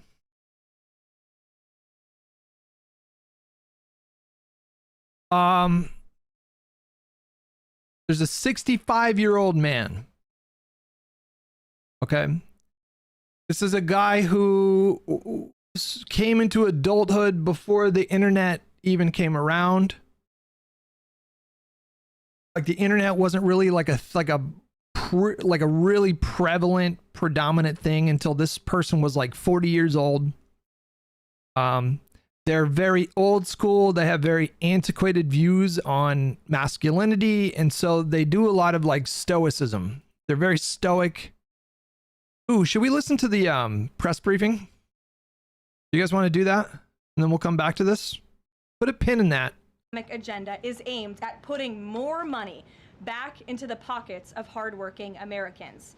That's why he signed the largest middle tax cuts in history into law, from no tax on overtime, no tax on tips, to no tax on Social Security. And according to a new study from Piper Sandler, which is out this week, tax filers can expect an extra $1,000 bump to their tax refund next year in what could be a record-breaking tax refund season. So there is more good news to come. We know these refunds will make a huge difference for Americans to help pay down their bills and use towards life's expenses. In other news this week, President Trump took a significant step toward delivering on a core campaign promise to finally close the Department of Education. To shrink the bloated federal bureaucracy, the Department of Education just entered into new interagency agreements with 4 agencies: the Departments of Labor, Interior, Health and Human Services, and State. These agencies will now ensure the delivery of legally required programs while also refocusing them to better serve students. This common sense action brings the Trump administration much closer to finally returning education where it belongs, at the state and local level, not in Washington, D.C. The Democrats' reckless 43-day government shutdown did manage to do one valuable thing. It proved that America does not need a federal Department of Education. During the longest shutdown in history, the Department of Education furloughed 90% of its staff, and America's education system was not impacted whatsoever. Schools stayed fully open across the country. Students attended class and received normal in-person instruction, and our wonderful teachers received their paychecks uninterrupted. The Democrats' government shutdown made it painfully obvious that American families do not need the Department of Education. Since its creation in 1979 during the Carter administration, the Department of Ed has spent over $3 trillion taxpayer dollars without improving student achievement. Despite pure pupil spending having increased by more than 245% since the 1970s, math and reading scores are down in public schools. In fact, the most recent Nation's Report Card from 2024 showed that 13-year-olds' math scores are the lowest they've been in decades. Ah, the Trump classic of doing something awful to distract from all the other awful. Tried and true, tested for years. Appointed the amazing leader behind me, our Secretary of Education, Linda McMahon, who is making these monumental changes at the direction of the president. We're very grateful to have you here today to talk about these changes and then take some questions. Hopefully folks in this room will have some questions on the very important topic of education. So please, Mrs. Secretary. Thank you. Thank you very much, Caroline. It's really a pleasure to be here with you today, and thank all of you for being here as well. My purpose here is to speak directly to the American families, not just you, but to the American families, about the work this administration is doing in education to reverse our national decline with a hard reset of our educational system. That reset was a top campaign promise from President Trump to send education back to the states and end Washington's micromanagement of education once and for all. This week we took the most decisive steps thus far to make good on this promise to you. We have linked 6 groundbreaking partnerships with other federal agencies to delegate education department programs that are redundant with existing programs at Labor, State, Interior, and HHS. These interagency agreements to cut our own bureaucratic bloat are a key step in our efforts to shift educational authority from Washington, D.C. to your state education agency, your local superintendent, your local school board, entities that are accountable to you, and we encourage parents to always be involved. Cutting federal bureaucracy is never a popular move among D.C. insiders. A chorus of anti-Trump voices have come out of the woodwork to complain that we are defunding education, harming students, or acting without a plan. This could not be further from the truth. The majority of Americans across the country handed to President Trump the popular vote precisely because they have seen the brokenness of a top-down education system run by the federal government. They're painfully aware that only 3 out of 10 students can read proficiently at their grade level. They know that college students are collectively $1.7 trillion in debt, and less than half of college graduates get a job that actually uses the degree which they studied so hard to get. They see more teachers than ever before leaving the profession due to burnout, over regulation and lack of autonomy in the classroom. Anti-Trump voices are stirring up fear that returning education to the states is a draconian action. When Americans hear that we are shutting down the department, but given no other details, 51% oppose it. But when those same Americans are informed of our plans to preserve important elements of our work in other federal agencies and to maintain the K-12 funding that is distributed to the states, that number flips to an even greater majority at 56%. They support returning education to the states and breaking up the bureaucracy. Draconian, just like AI therapy. First of all, just to be clear, I fucking never said we should replace therapists with AI. Just to be clear. Don't get it twisted. Reiterate what you said, that the Department of Education was not necessary during the shutdown. Now, this is what I've seen already on my 50-state tour that I've embarked on. Educators are innovating in their schools. States are customizing their budgets and standards, and post-secondary institutions are planning for the economy of the future. But we're not leading them. They are informing us.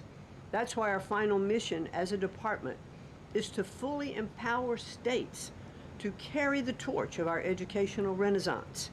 Education is local. It should be overseen locally by those who best know local needs. We're not ending federal support for education. We are ending federal micromanagement and paving the way for education renewal through state reforms like school choice, the science of reading, and restoring the right priorities in higher education. President Trump promised to send education back to the states, and we're keeping that promise. America's next generation will look back on the work we've carried out, thankful for an education system that prioritizes students over bureaucracy. Thank you. Well, thank you very much, Madam Secretary. And we'll take some questions for the Secretary if you have them. Elizabeth, why don't you start? Thank you for joining us. You announced the partnership to move some functions of the Education Department to other agencies. Are you talking to members of Congress about Bad Company with $5. She's taken a stone cold stunner. Think about that. That's true. Linda McMahon has taken a stone cold stunner. Some reports that Congress is in the dark on this. That's clearly not true. We've been That's true. I've talked to dozens of members of Congress to explain to them exactly what we're doing, to bring them up to speed, and to say to them, look, when we have completed some of these transfers that are working incredibly well, then we will be looking to Congress to codify those, make them permanent. Brian. Thank you. Secretary McMahon, what is the update on the negotiations with Harvard? I know the president has publicly pointed to you as somebody who's worked on that. I think you've talked about that at length, but I'd like to understand where are things with those negotiations with Harvard this time? They're ongoing negotiations, and I feel very comfortable that we are getting close to having those negotiations finalized. It's been open door conversation all along. Deanna? Hello, Mrs. Secretary. The President recently posted about establishing a federal standard for AI. Do you know if the administration has a view on the use of AI for students in schools? And Caroline, do you know if the President personally uses AI? I don't think so. You can handle that I've never one. witnessed it, so I can't attest to that. Well, I do think AI is going to need guardrails, but I have witnessed AI firsthand. I was at the Alpha School in Austin, Texas, and the first 2 hours of every day in that school, students are learning through AI. They have their headsets on, they're in front of their screens, and the AI is really acting as like an individual tutor for those students, allowing those students that can progress faster to do that. Those who need a little catch-up, it refeeds information to them. And so after those 2 hours of learning, the basics of what they're doing in their curriculum that day, then they spend the rest of the day, they have good recess and all of that time, but then they spend the rest of the day in what are called life skills, and they're actually using the information that they've learned this morning. So I've seen some AI in action that is... Excuse me, lost my voice. Based? Thank you, Caroline. Secretary McMahon, as the Education Department continues to pare down, can you talk about taxpayer services like charter school grants and how the department will continue to assist kids with special needs? we are going to make sure that there's no interruption in getting that grant money out the door. I mean, you know, that money is, it comes from Congress, it's appropriated by Congress, and we legally are obligated to do that. And the transitions we're starting to make, our first programs that went over to the Department of Labor, that was a few weeks ago. We actually signed the first interagency agreement, which we accomplished under the authority of the Economy Act. We transferred grants for WIOA and for the Perkins Act. And Hutch is basically a part of the admin at this point, true. Labor has a much more sophisticated system, technology system. The AI systems being used in an academic setting is a bit of a double-edged sword because, to my knowledge, I could be wrong, could be making this up, pretty sure I read something about how they had done studies to demonstrate that kids that had access to an AI tutor, like if they were behind in math or whatever, and they used certain models as like a tutor to help them in that course, they saw, I think, significant improvement in their academic performance. That would be, I think, just unequivocally, like, would anybody in chat even disagree? That would be just an unequivocally good thing, right? Like if a model can help a kid learn algebra, we would argue that's probably good, right? But then the other end of the other side of the sword, the double-edged sword or whatever, would be if students were using it to like write entire essays. You know, then how much are you actually getting out of that course? You know, that would probably be bad, right? You know, their policies, or if they have open DEI offices, they're closed, or DEI regulations and rules are stripped, you know, from their programs, and so that will continue. Great. We'll take one more. Go ahead.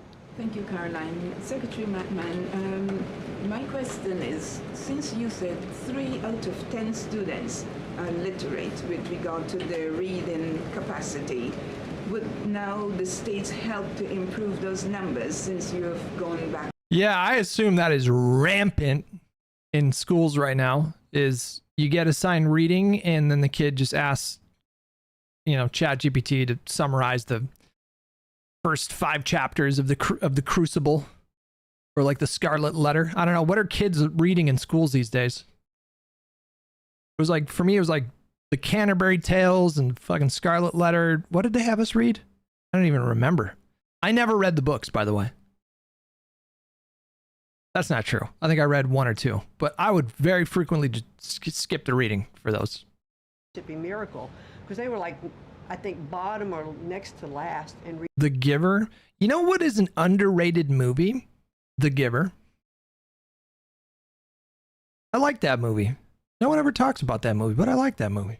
anything we're dictating, and that's why I'm saying returning education to the states where they really are already leading in their education endeavors, and 90% of their budget they provide.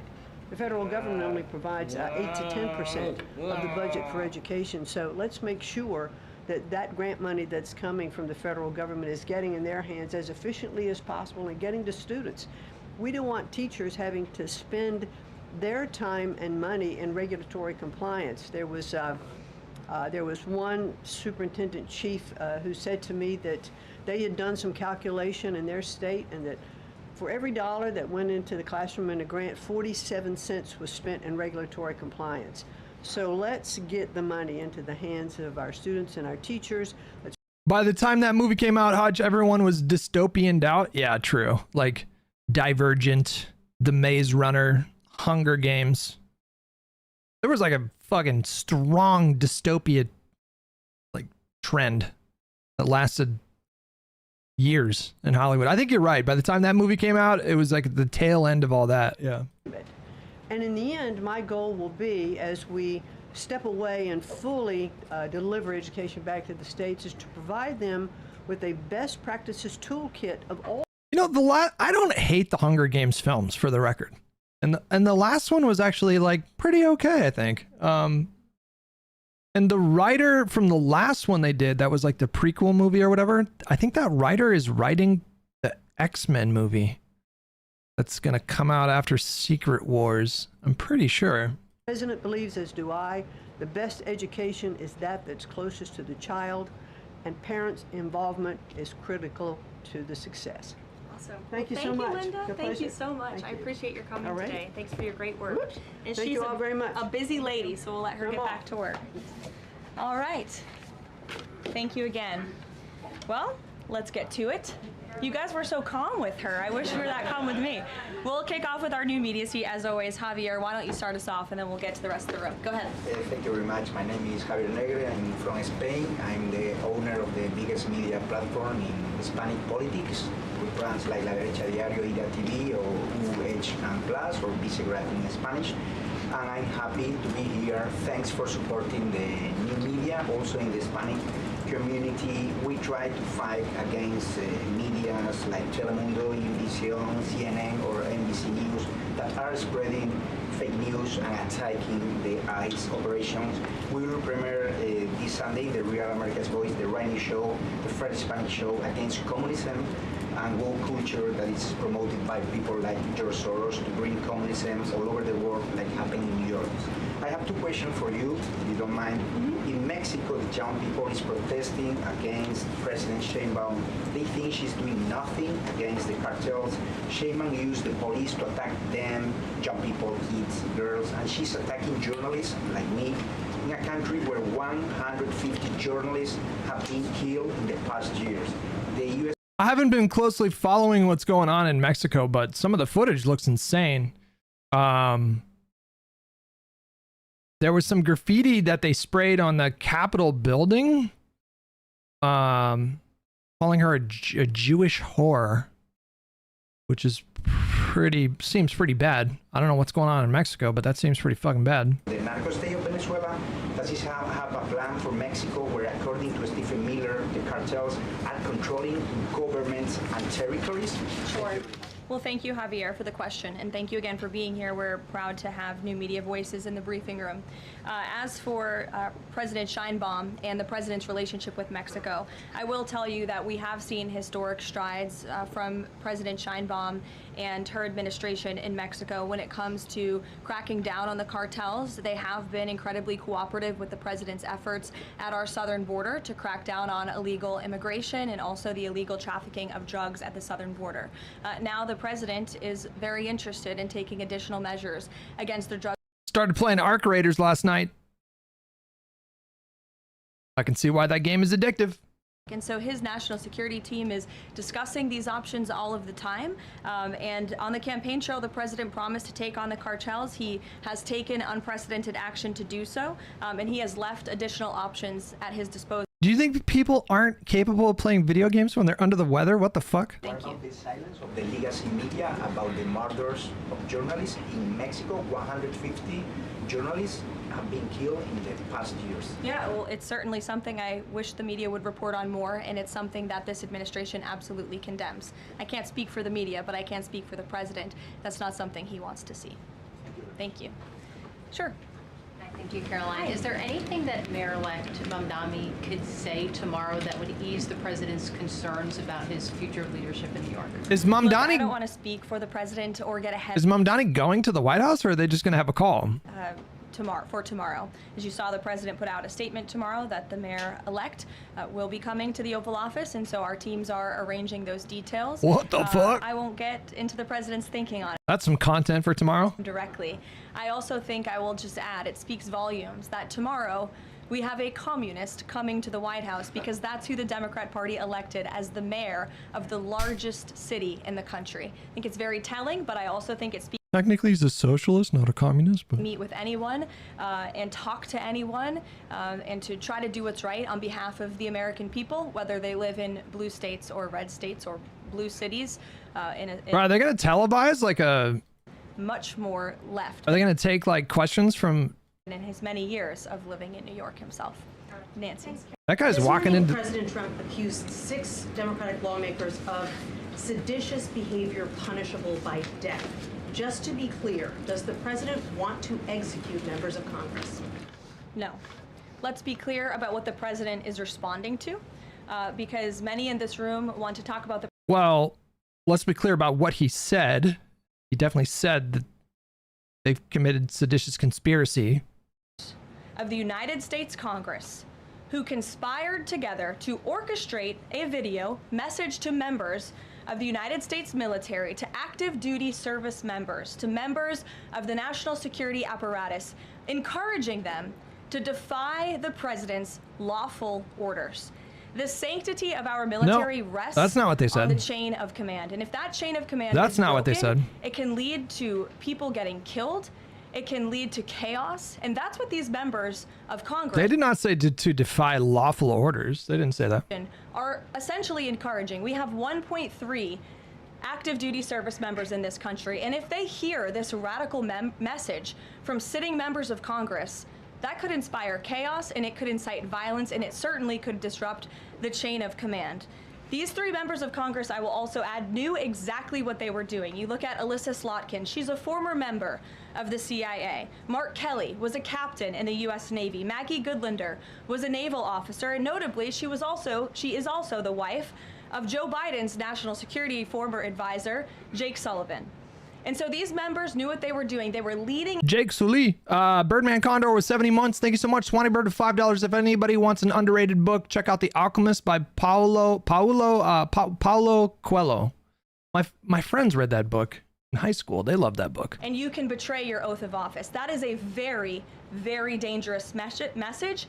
And it perhaps is punishable by law. I'm not a lawyer. I'll leave that to the Department Punishable of Justice by and law? the Department of War to decide. What? The president has Chris, go frequently, ahead. but Caroline, can I just follow up? The president and the vice president, for that matter, have accused the other side of encouraging political violence. Isn't that exactly what the president is doing when he says that members of Congress should be killed? Why aren't you talking about what these members of Congress are doing to encourage and incite violence? They are literally saying to 1.3 million active duty service members not to defy the chain of command, not to follow lawful orders. No. Every single. That's not what they said. Illegal order, which But is they a are. uniform But they're military suggesting, Nancy, that the president has given illegal orders, which he has not.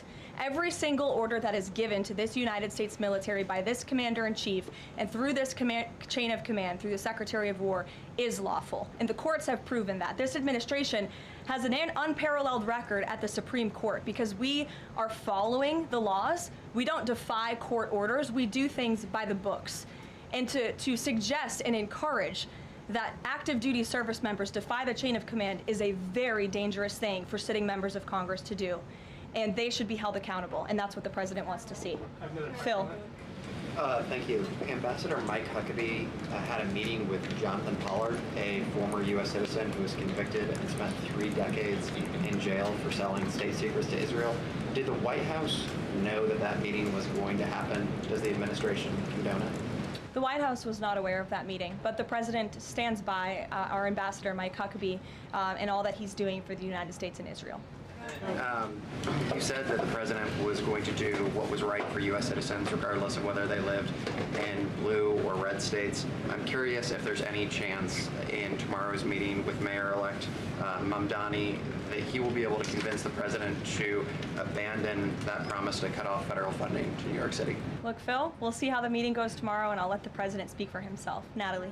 Thank you, Caroline. What did the president mean when he called reporter Piggy? Look, the president is very frank and honest with everyone in this room. You've all seen it yourself. You've all experienced it yourselves, and I think it's one of the many reasons that She is too good in this role as a press secretary. news when he sees it. He gets frustrated with reporters when you lie about him. I think she's been his best secretary for sure. But he also is the most transparent president in history, and he gives all of you in this room, as you all know, unprecedented access. You are in the Mind you, when I say good, I'm not saying that she's good. That's not what I mean. and open and honest to your faces, rather than hiding behind your backs, is frankly a lot more respectful than what you saw in the last What? It's actually respectful that he called a reporter Piggy. went upstairs and didn't take your questions. So I think everyone in this room should appreciate the frankness and the openness that you get from President Trump on a near daily basis. That's Go ahead. spin. That's spin. The Washington Post just reported that the Coast Guard has I'm calling on Bloomberg. Go ahead. Caroline, thank you. Two questions for you. The New York Times is reporting that the administration is now sending a U.S. official to the G20. They are sending Mark Dillard. Can you confirm if that is true? And then also What's going on with the audio? The shift in. I'd be happy to explain because there is not a shift. The United States is not participating in official talks at the G20 in South Africa. I saw the South African president running his mouth a little bit against the United States and the president of the United States earlier today. They learned from me. Wait, what? Appreciated by the president or his team. The ambassador or the representative of the embassy in South Africa is simply there to recognize that the United States will be the host of the G20. They are receiving that send-off at the end of the event. They are not there to participate in official talks, despite what the South African president is falsely claiming. On Ukraine, there have been reports that President Zelensky said, he's looking to look at the plan. That there's been reports about the Trump administration proposing a plan. Can you just give an update on where Russia-Ukraine stands, and does the president plan to speak with Zelensky anytime soon, or when can you expect that? So I'm happy to provide an update. I've seen quite a bit of reporting on the latest with Russia-Ukraine, so let me clarify and give you guys the truth on where it currently stands. President Trump has made it very clear since day one, and even on the campaign trail, that he wants to see this war come to an end. He's grown increasingly frustrated with both sides of this war, Russia and Ukraine alike, for their refusal to commit to a peace agreement. But nevertheless, the president and his national security team are steadfast in seeing this war come to an end, to end the killing and deliver on the president's promise. Special Envoy Witkoff, that Marco Rubio, have been working on a plan quietly for about the last month.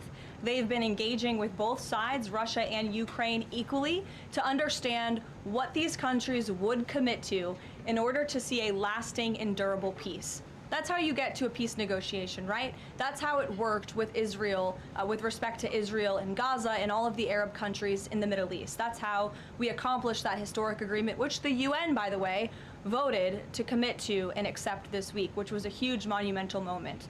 So they have been engaged with both sides, and these talks are continuing. As always, I'm not going to litigate the details of this plan as it's ongoing and it's in flux, but the president supports this plan. It's a good plan for both Russia and Ukraine, and we believe that it should be acceptable to both sides, and we're working very hard to get it done. And I'll also add, I know Secretary Driscoll did meet with President Zelensky today. We spoke with him. He was very optimistic following that meeting. And so, again, we are having good conversations with both sides with respect to ending this war. Sure. Go ahead. We'll see. Ukraine, you said this is a good plan. So according to our sources, this proposal demands major concessions from Ukraine and doesn't demand much from Russia. So was Russia involved in drafting Your this? understanding is wrong. Have you read the full plan? You haven't. Sources said. Yes. So if you can give details, maybe. You've read reporting from one side of the war, and so I want you to understand that the administration has talked equally with both sides. You have seen President Trump engage directly with both President Putin and President Zelensky. Likewise, his national security team has as well. In fact, Special Envoy Witkoff and Secretary Rubio met with some of the Ukrainians just in the past week to discuss this very plan. And so just like you saw with respect to Israel and Gaza, we are hearing out both sides of this war to understand what can you commit to end the war. And that's ultimately how we are going to get to an agreeable solution. That's what the president has directed of his team. I know. Did you say that AI should replace talking with people or prepare someone for talking to people so that they can take the step to eventually talk with real people? The latter, obviously. Russia and Ukraine, and we're hoping and working very that's a particularly, I think. Could you provide a little more context on what to expect tomorrow with the Mamdani meeting? Will it be in the Oval Office, or is it going to be open at least partially to the press? I don't have any more details to read out for you on the meeting quite yet, Stephen. I think I know what they're going to do. New York Post, but we'll keep. Maybe if it opens, we can commit to letting you in. I think. Sure. Go ahead. Thank you, Caroline. It came up yesterday during a confirmation hearing for the president's pick to lead the CFTC that the CFTC currently has 0 Democrat commissioners, whereas usually it's had 2 or more.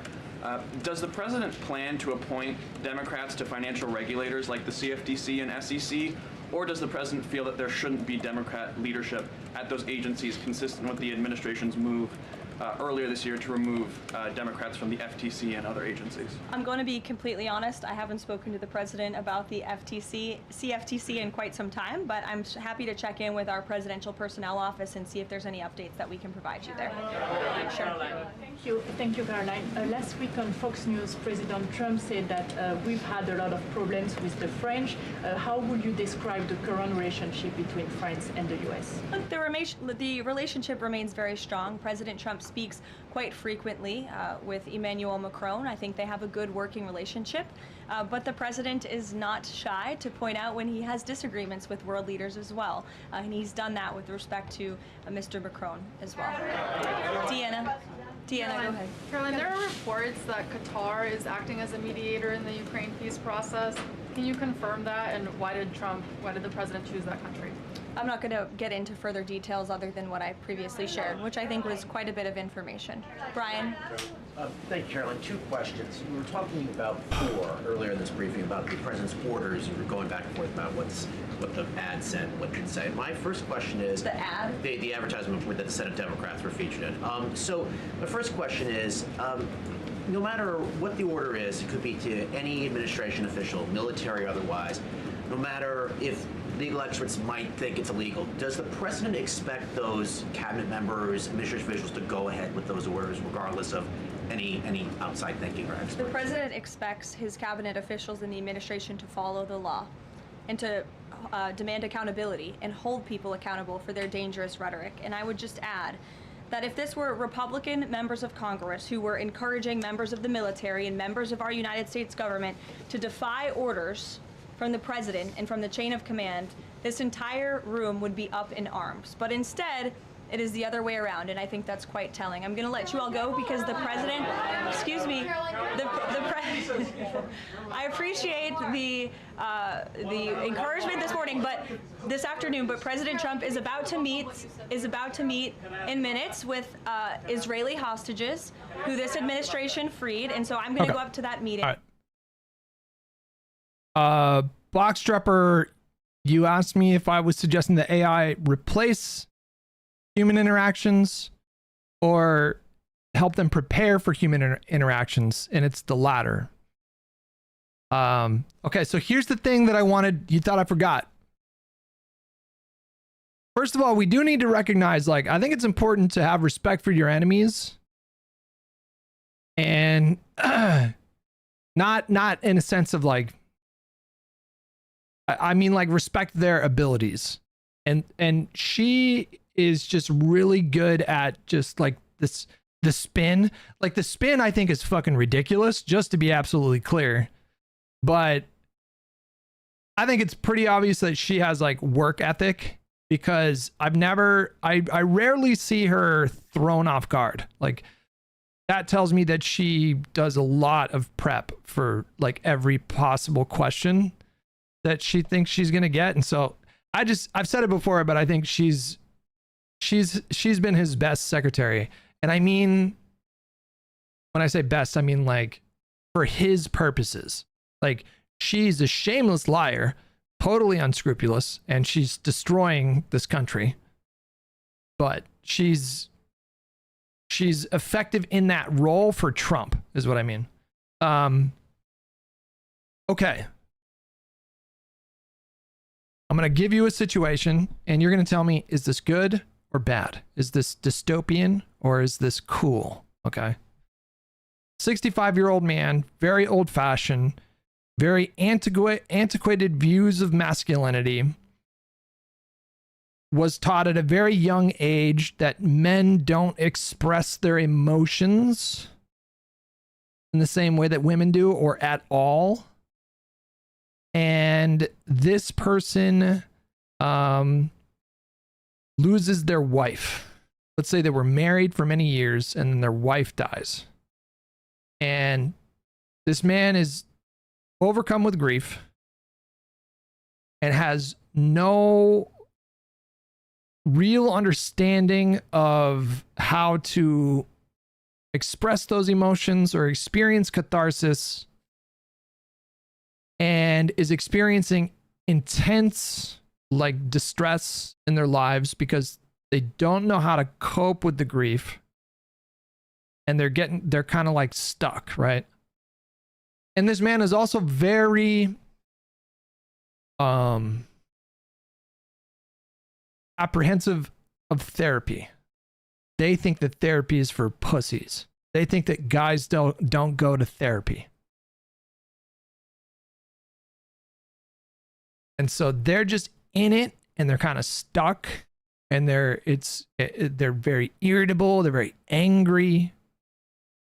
And then let's say that man, because he doesn't feel comfortable like talking to another human being in a therapeutic setting, starts like expressing his grief to ChatGPT. And let's say this man becomes open to therapy because of the conversations he was having with ChatGPT.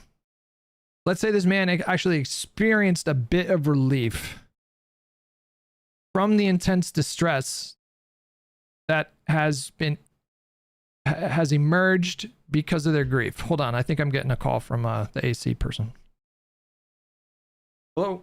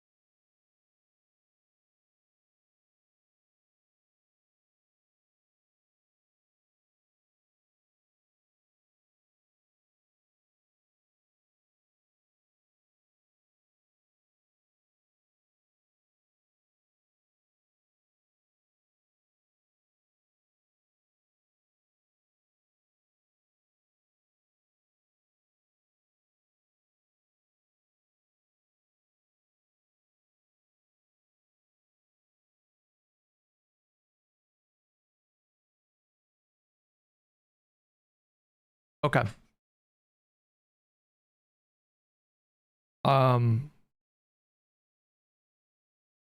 Okay. Are you guys telling me that in this instance of this older man experiencing relief, that's dystopian? Naughty Pop says that was unrealistic as fuck. It's interesting you say that for one reason in particular. And I'll get to that in a minute. 100,000% dystopian. How is that dystopian? Incredible straw manning by Hutch. What am I straw manning? This is dystopian. Can someone explain just the why here?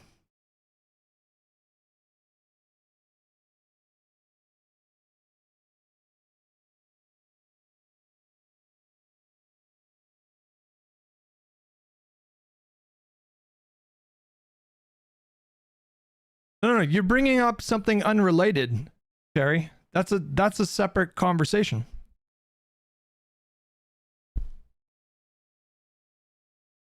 Seeking therapy in any way from yes man validation machine is not in any way a healthy coping mechanism.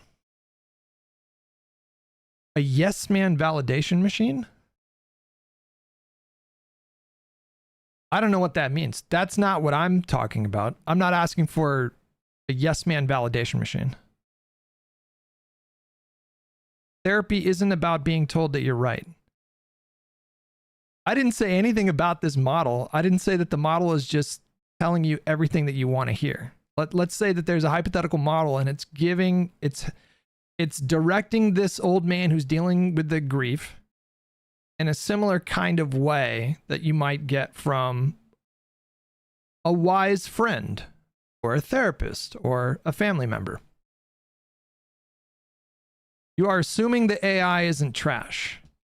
Yes, for the purpose of this thought experiment, that's what we're talking about. You said the old man used ChatGPT. Oh, okay. Well, then that is on me.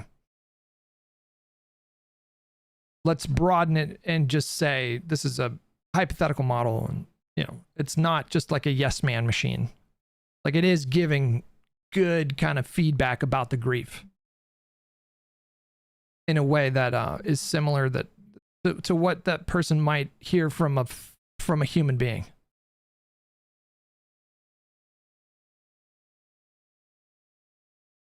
A model like this requires intelligence, not AI at that point, it's AGI.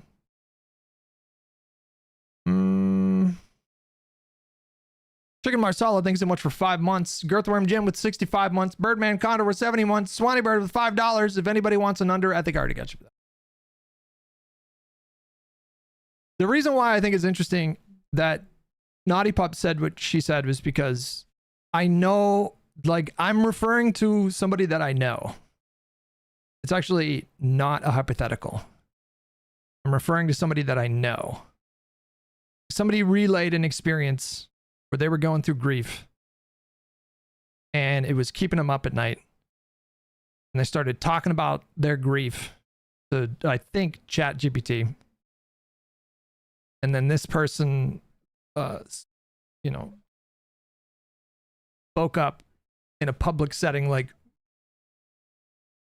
I don't know how to get into this without breaking anonymity, but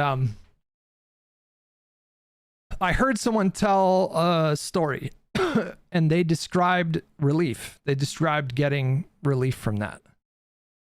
And then they had that experience, and then they took that experience and they talked about it in a setting with a bunch of other men, like a friend setting with a bunch of other men. So, not only did this person experience relief from this pent-up grief that they were having difficult time expressing, but then that was the thing that prompted them to, like, go to their IRL friends and then talk about their emotional experience of grief. That seems like that is a really good thing. That seems like kind of ideal to me, right? This person did not mistake AI for like a real human being. They definitely knew that they were talking to, a language model. They didn't have some kind of psychosis where they, developed like a psychotic relationship with an AI. Like, they knew exactly what they were doing and they got relief from that experience. And then that prompted them to lean on their human connections more, which is that's like the ideal kind of situation, right? Part of coping is learning to sit with your emotions, so I wouldn't consider going to AI to be good, generally speaking. Well, hang on. Now you're just justifying male stoicism. Like, yes, it's true that I think a part of being an adult, part of growing up, is learning to sit with negative emotions and then not making bad decisions when you're having those negative emotions, not treating people poorly or acting impulsively. That's true, but oftentimes, it is healthy and therapeutic to express those emotions in a safe setting with people that you trust.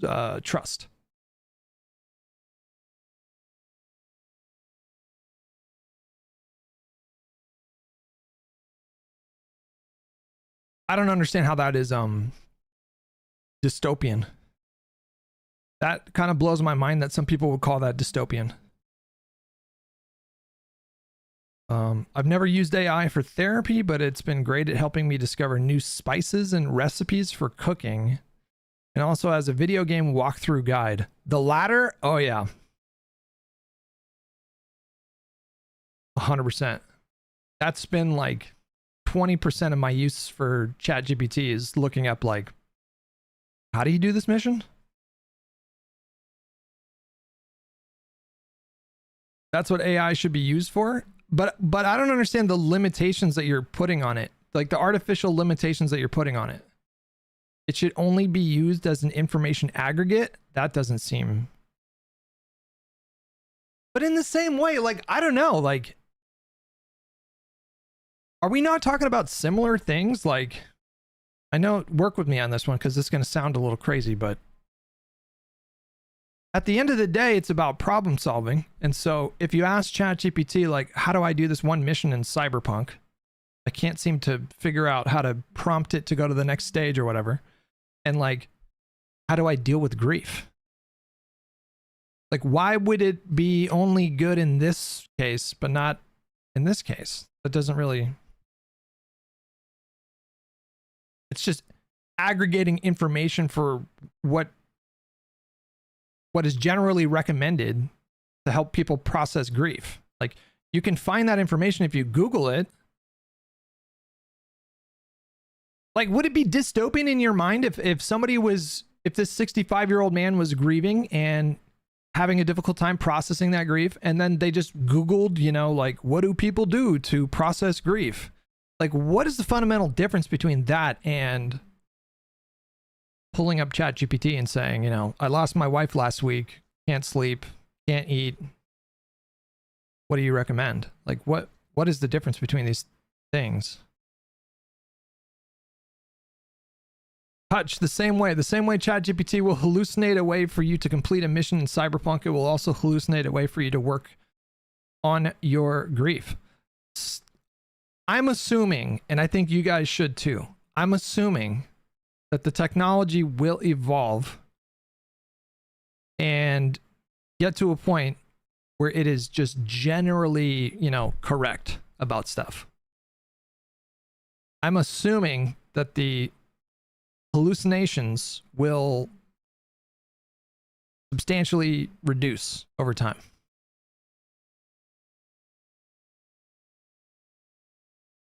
Why would you assume that? Because the models themselves have improved significantly since the first iteration, these models. So maybe some of you guys are saying that it's going to reach a plateau where it's just always going to hallucinate like a certain percentage of the time and can't really get above like, you know, 80% or 85% accuracy. There's always going to be like, some of you guys maybe think that, and maybe you know more about these models than I do. I don't really, you know, claim to be an expert, so.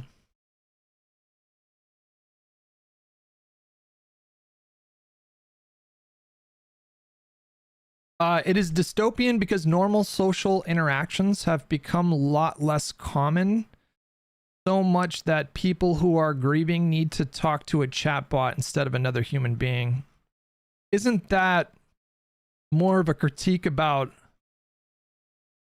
society itself rather than the AI model?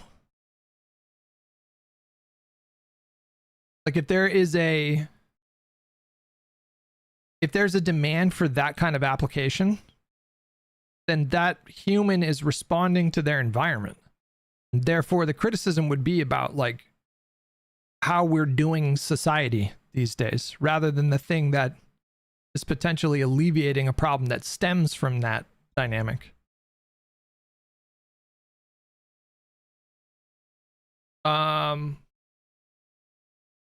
Why don't we do the Linda McMahon thing here? I'm pretty sure, I mean, I can take some time off stream to look into it more, but I'm almost positive that I've read a couple of different articles about how they were introducing like math tutors, like they were using AI models to help tutor kids in like math, and that the results were very positive.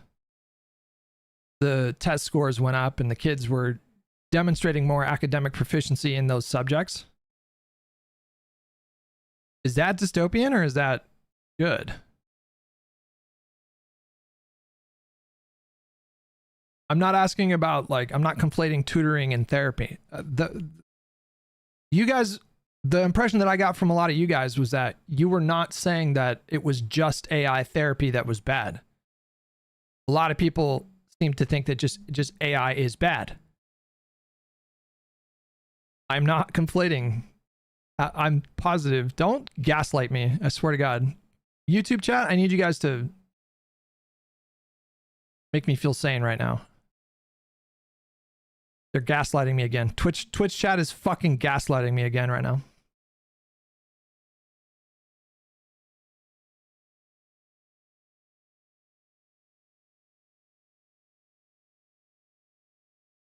There are definitely a lot of people in Twitch chat that were just like, AI bad. It's all dystopian. You're not gonna fucking gaslight me about that.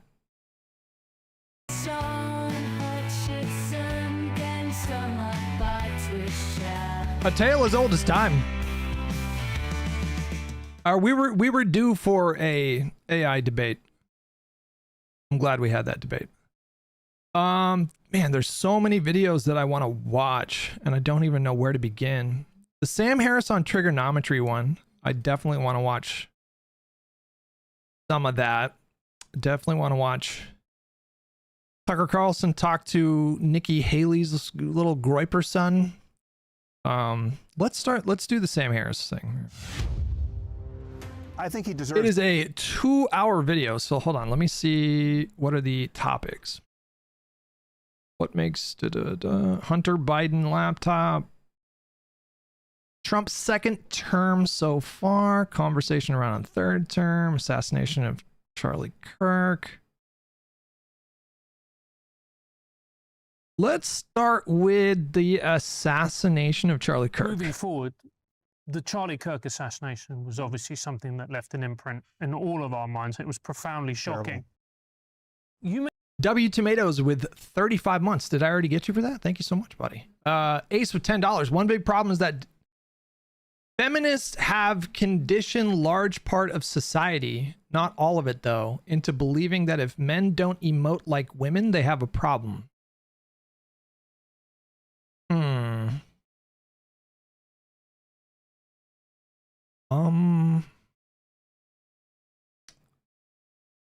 I don't think I agree with that.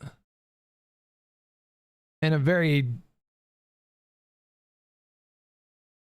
You're saying, feminists have conditioned large parts of society, not all of it though, into believing that if men don't emote like women, they have a problem.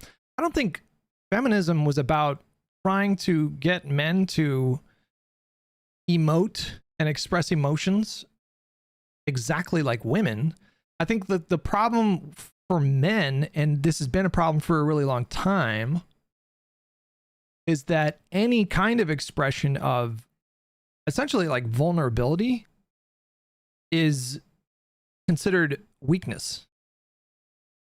And I feel like we've made a lot of progress in this kind of, when we're talking about this, I feel like we've definitely made a lot of progress. In my time of being alive, there's been significant movement away from that idea for men, which is good, but it's still deeply ingrained. Deeply ingrained. I've done therapy for years, and I still have a hard time. My impulse when I'm feeling like vulnerable, like weakened, if I'm feeling insecure or ashamed, or if I'm having doubts about myself, or if I'm sad, these are all universal human. This is like a universal human condition. It's basically impossible to avoid entirely avoid feeling these emotions. And when I'm feeling vulnerable, I still, like, after years of therapy, my impulse my immediate impulse when I have those emotions is to, like, isolate, like, go into my mental cave, and I get irritable. That's because I was raised in an environment that where that was the thing that was taught to me, consciously, unconsciously. And so I don't think feminism was about making men indistinguishable from women in terms of, how they experience emotions and how they express those emotions. It was more about just getting men to just start expressing their emotions in the first place, instead of punching holes in the wall, or instead of like with men, I think that, like, the default way of expressing emotions, expressing vulnerable emotions, is anger. We get angry. And that's not limited to men, because certainly some women do that as well. But it's more, I would say, more common with men. Definitely more common. We're expected to bottle that shit up. Just stuff it way down. Touch doesn't vulnerable imply weak, though. It means you're exposed to be harmed. In the animal kingdom, at least, and often in the schoolyard. Yeah. If you're vulnerable, you're in a weakened position. But I think, and this is just therapy mumbo jumbo, but what I've learned is that you can't entirely avoid feeling weak. That's not something that you can just, you can try. And I feel like this is where a lot of people's pathology comes from, is the desire to just entirely avoid feeling weak or vulnerable. The lengths that people will go to avoid that is, I think, the thing that causes so much pathology. Substance abuse, or emotional abuse, or there's all kinds of like defense mechanisms that we come up with to try to protect ourselves. And then those things that we come up with, consciously or unconsciously, end up causing us problems in our lives. Hutch, they are trolling you. I don't think they're trolling me, man. I think they're gaslighting me. I know there were fucking dozens of people in my Twitch chat that were saying that AI was just universally bad. It's all dystopian. I know they said that. Hot take, but I don't think Erudite is the best person to take seriously about psychology despite her degree. I don't know. I felt like we when we had the conversation on Live and Learn, I felt like, she got me to think about the issue a little bit differently.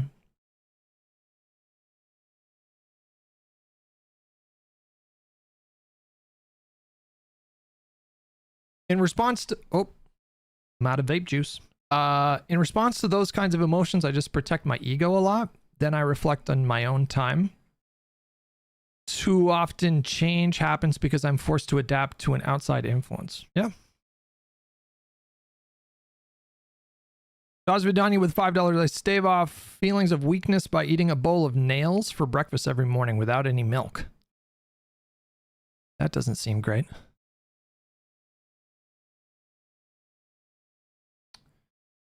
Erudite defends destiny, so let's not. I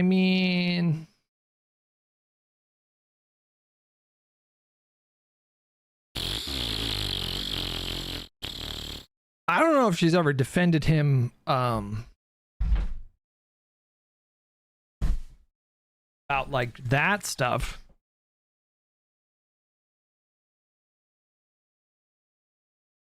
I've never heard her defend him on like that stuff. But they were friends. They were friends for years. So, I don't know, man. Like, if you're friends with someone and they make mistakes, then like typically you don't cut them off, right? Depends on the mistake, but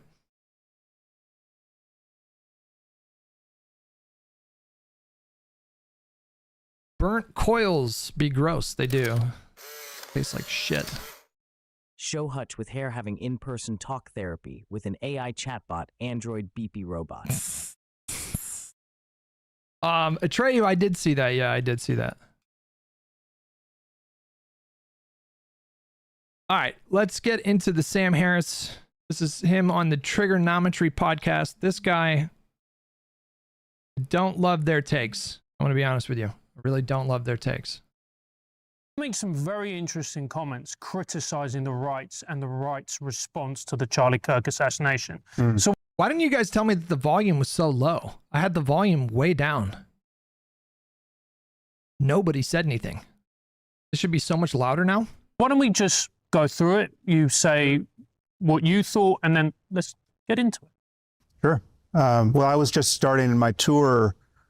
Actually, I think I was doing my first event the day he was assassinated. So I had, like many people, I mean, there are many people in our orbit who were doing live events. And I think Ben Shapiro was in a similar situation where it's like, it's like the world stopped and, Live Nation got on the phone with everyone who they were working with and said, hey, listen, if you don't want to go out on stage, just let us know.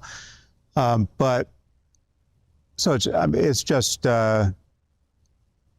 and I said a few things about it, at those live events that I was doing that week. I mean, it was a terrible thing. It was terrible on every level. It was terrible just as a murder of a young father. It's terrible that his family was there. I mean, it's just awful. It's additionally terrible because a political assassination is genuinely cancerous. It's cancerous. It spreads. The tendency to spread. I am honestly shocked. How do you guys feel? I am shocked that we didn't see some kind of big retaliation.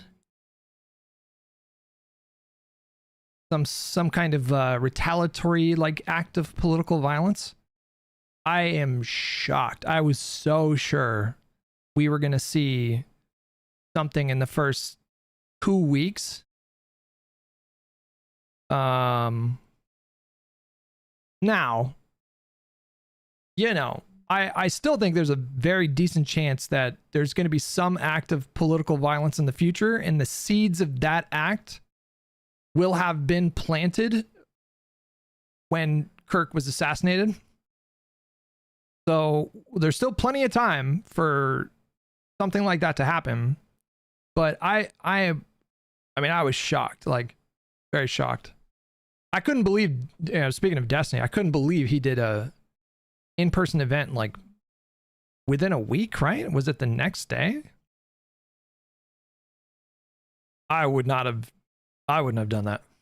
Fuck that.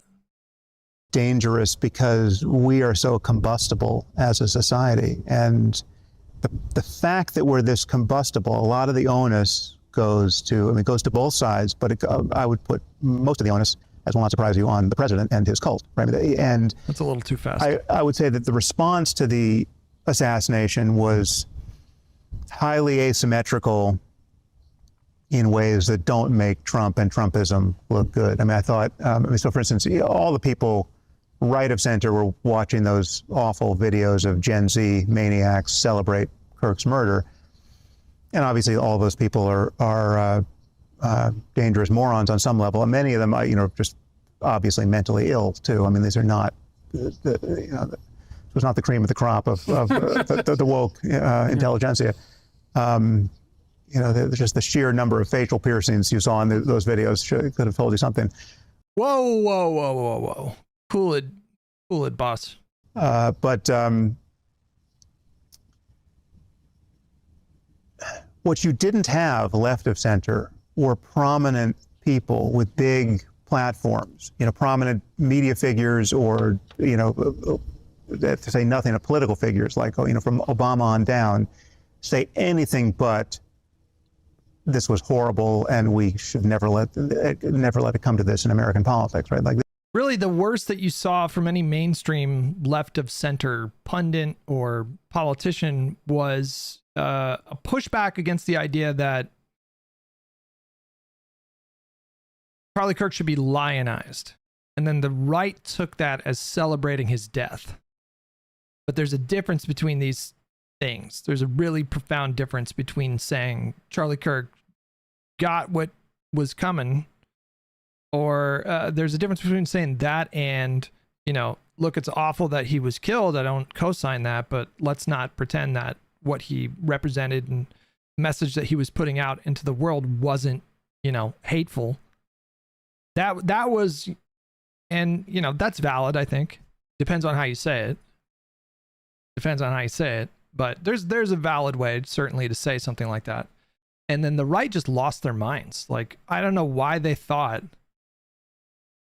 that because he was murdered, that gave them license to, you know, demand that everybody think that Charlie Kirk was this force for good in the world. And they kind of did the same thing after the attempted life on the attempt on Trump's life when he got shot in the ear. There were certainly a lot of unhinged responses to that online, but, you know, I don't know if any like mainstream left-wing voice that was saying that was like good. I know speaking of Destiny, this is like the third time he's come up today. He has some spicy takes about that situation, but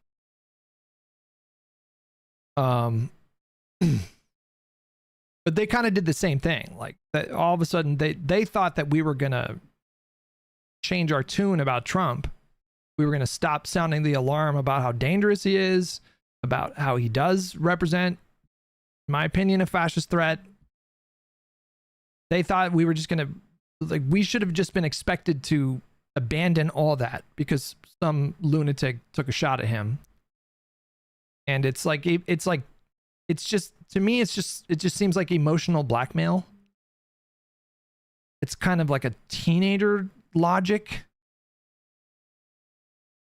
And it just doesn't work on adult thinking human beings. But yeah, I don't know of any mainstream left-wing voice that was like, yeah, he deserved it, or Charlie Kirk deserved it, or brought it on himself in any kind of way. Basically every mainstream left-wing voice that I saw talked about political violence very, very broadly as being cancerous and awful and really bad.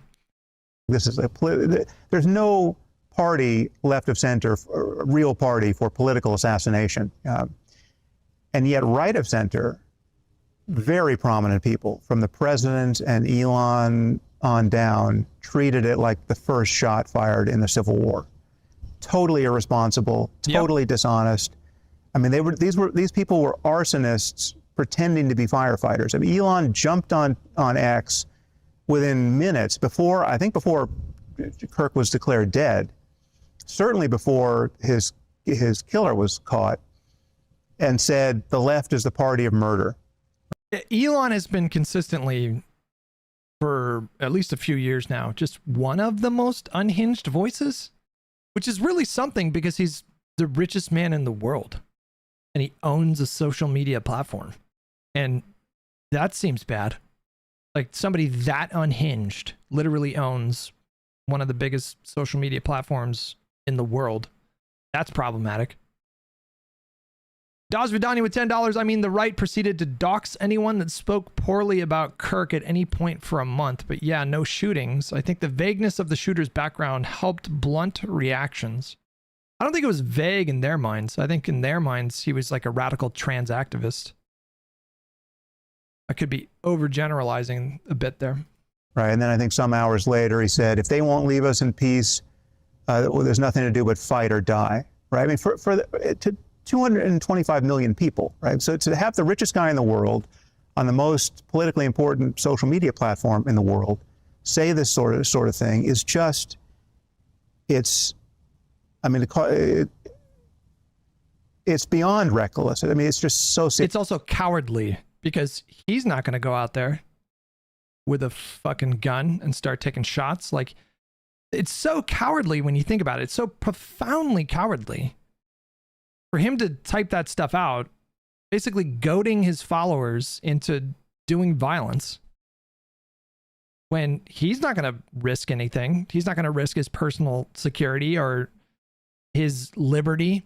You know, he's not going to risk like jail or a threat to his like physical safety.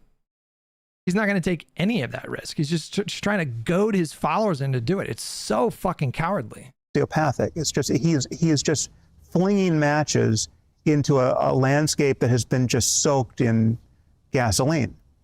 And the soaking has been done mostly by Trump and Trumpism and just what's, the grifters right of center like Candace Owens and Tucker Carlson and Tim Pool, don't forget him. He's one of the worst offenders. Alex Jones. I mean, and I know you have your differences with those guys, and perhaps we'll get into it. But a lot of differences with those guys. Yeah. I mean, it's interesting how the landscape is fracturing right of center. They just sounded like parrots to me, right? They literally sounded like parrots right there. Differences with those guys, and perhaps we'll get into it. Listen, but a lot of differences with those guys. Yeah. I mean, it's interesting how the landscape is fracturing right of center. I think it would be good to talk about all of that because I think it's more fractured than you guys think it is. I mean, I think there are more casualties than just Tucker and Candace there, or at least should be. But it's always amazing to me when lay people look at a 30-second clip of someone and then say, well, clearly he's mentally ill. There's no qualified psychologist who would look at anything on TikTok alone. You mean like in reference to the left-wing people with facial piercings that he was referring to there? This was a highly asymmetric moment of political hysteria, right? So left of center, you had genuine lunatics who represent no one celebrate the murder of Charlie Kirk. At a time when truth feels like the whole XK, work and Christie see our world more clearly. Let's just pause that there. Isn't there an argument to be made, Sam, that the rhetoric of the left, calling everyone fascists and Nazis, when quite patently they're neither fascist? Look, you can have your criticisms about Charlie Kirk's politics, but let's be honest, he was a right-wing conservative, a Christian conservative. He's not a fascist, he's not a Nazi. Yet that accusation... Well, we just need, I don't know. Maybe we need a new word. Maybe what's happening in America, maybe using words that had the most relevance in like the mid, 20th century is causing a lot of the communication to just stop, because we get away from, like, if I say that Donald Trump, I think, represents a fascist threat, that means something. I'm talking about very specific things that he's doing. I'm talking about like his otherizing of immigrants, brown people, Muslims. I'm talking about the way that he treats the media. I'm talking about his marriage with the evangelical movement in this country, like the marriage of religion in the movement, like the insane resurgence of 1950s era misogyny, his blatant authoritarian tendencies. When you put all these things together, it looks a lot like fascist movements that have existed in human history. But you say the word and people, their brains just shut off. They're like, oh, well, you're being dramatic. Oh, really? He's like Hitler? It's like, well, obviously I'm not saying that he is similar to Hitler in terms of, murdering 6 million Jewish people and how many millions of other, queer people, gypsies, intellects.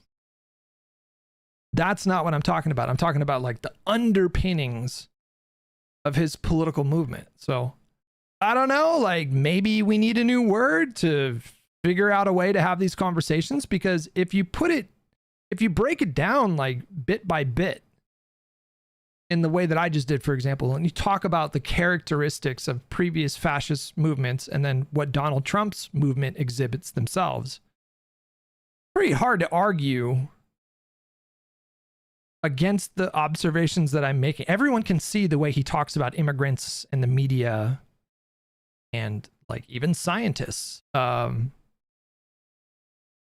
can see his authoritarian tendencies. Everyone can see his desire to wield the state as a blunt instrument to use against his political foes. Like we can all see that. and no reason, like like nobody even denies that. Like the defense that you hear from the right when you talk about these tendencies when it comes to Trump is they say, well, yeah, but it's necessary. You forced him to start doing that because you got so radical with your left-wing politics, is basically what the defense is. Box Trooper, you said, I've heard it say this way: we need the word fascism to understand what's going on, even if this moment in history is, of course, extremely unique compared to fascism from history. I mean, I get that. I feel comfortable using the word fascism, but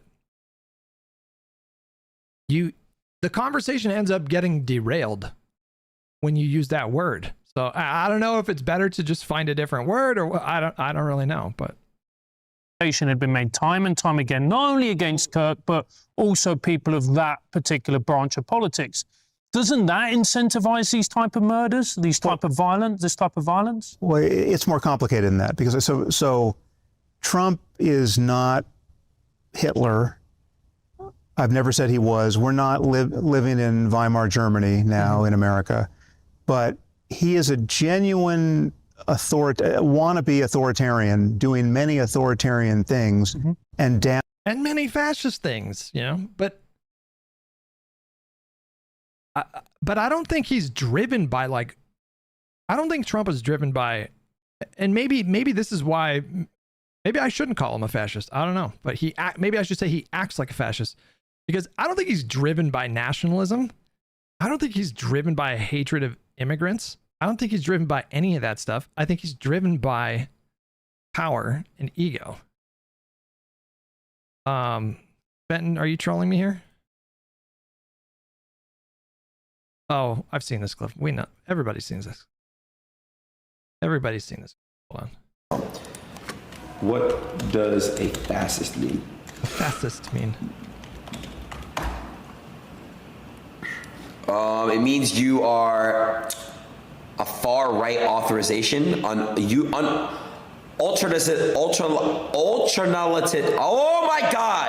analyst political ideology movement characterized by dictator leadership, centralized autocracy, militarism, forcible suppression of opposition.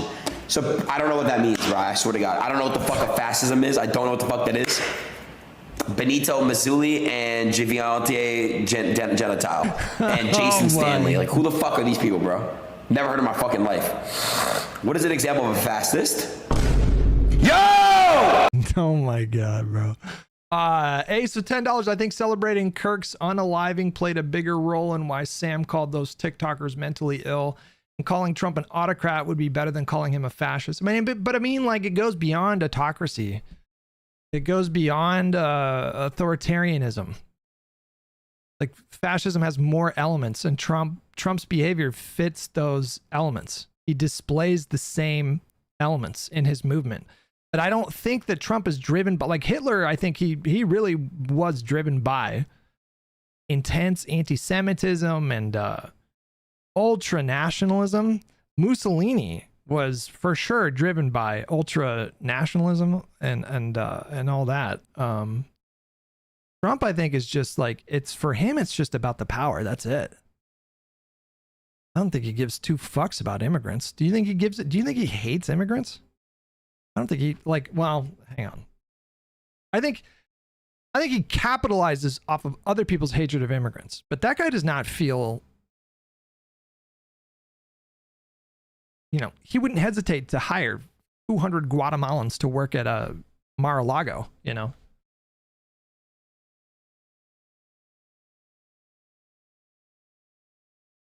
Maybe there's some holes in that logic as I say it out loud, but even if I were to say, you know, he probably has some nativist tendencies, some nationalist tendencies, some anti-immigrant tendencies, I don't think he's driven primarily through those things. I think he used those things. What are you doing, kitty? They're about to fight right now, my cats.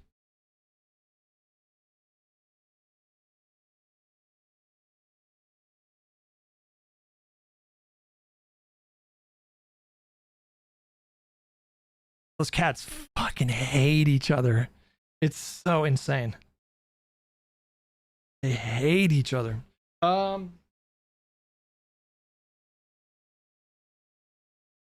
We tried like a months-long process of separating them and then slowly reintroducing them and, you know, like giving them treats every time they were around each other so they would associate like good food with, you know, and it just didn't work. They just hate each other. Let's bet on the fight. The boy cat probably weighs twice what she weighs. The boy cat would literally just rip her to shreds immediately. But anyways, Trump cares about himself. Like, I think he is, his ideology is Trump. That's it. I think he gets off, like almost like sexual. I think he gets sexual gratification from people being subservient to him, from bullying people. That's why it drives him insane when he can't control the narrative. Just drives him insane.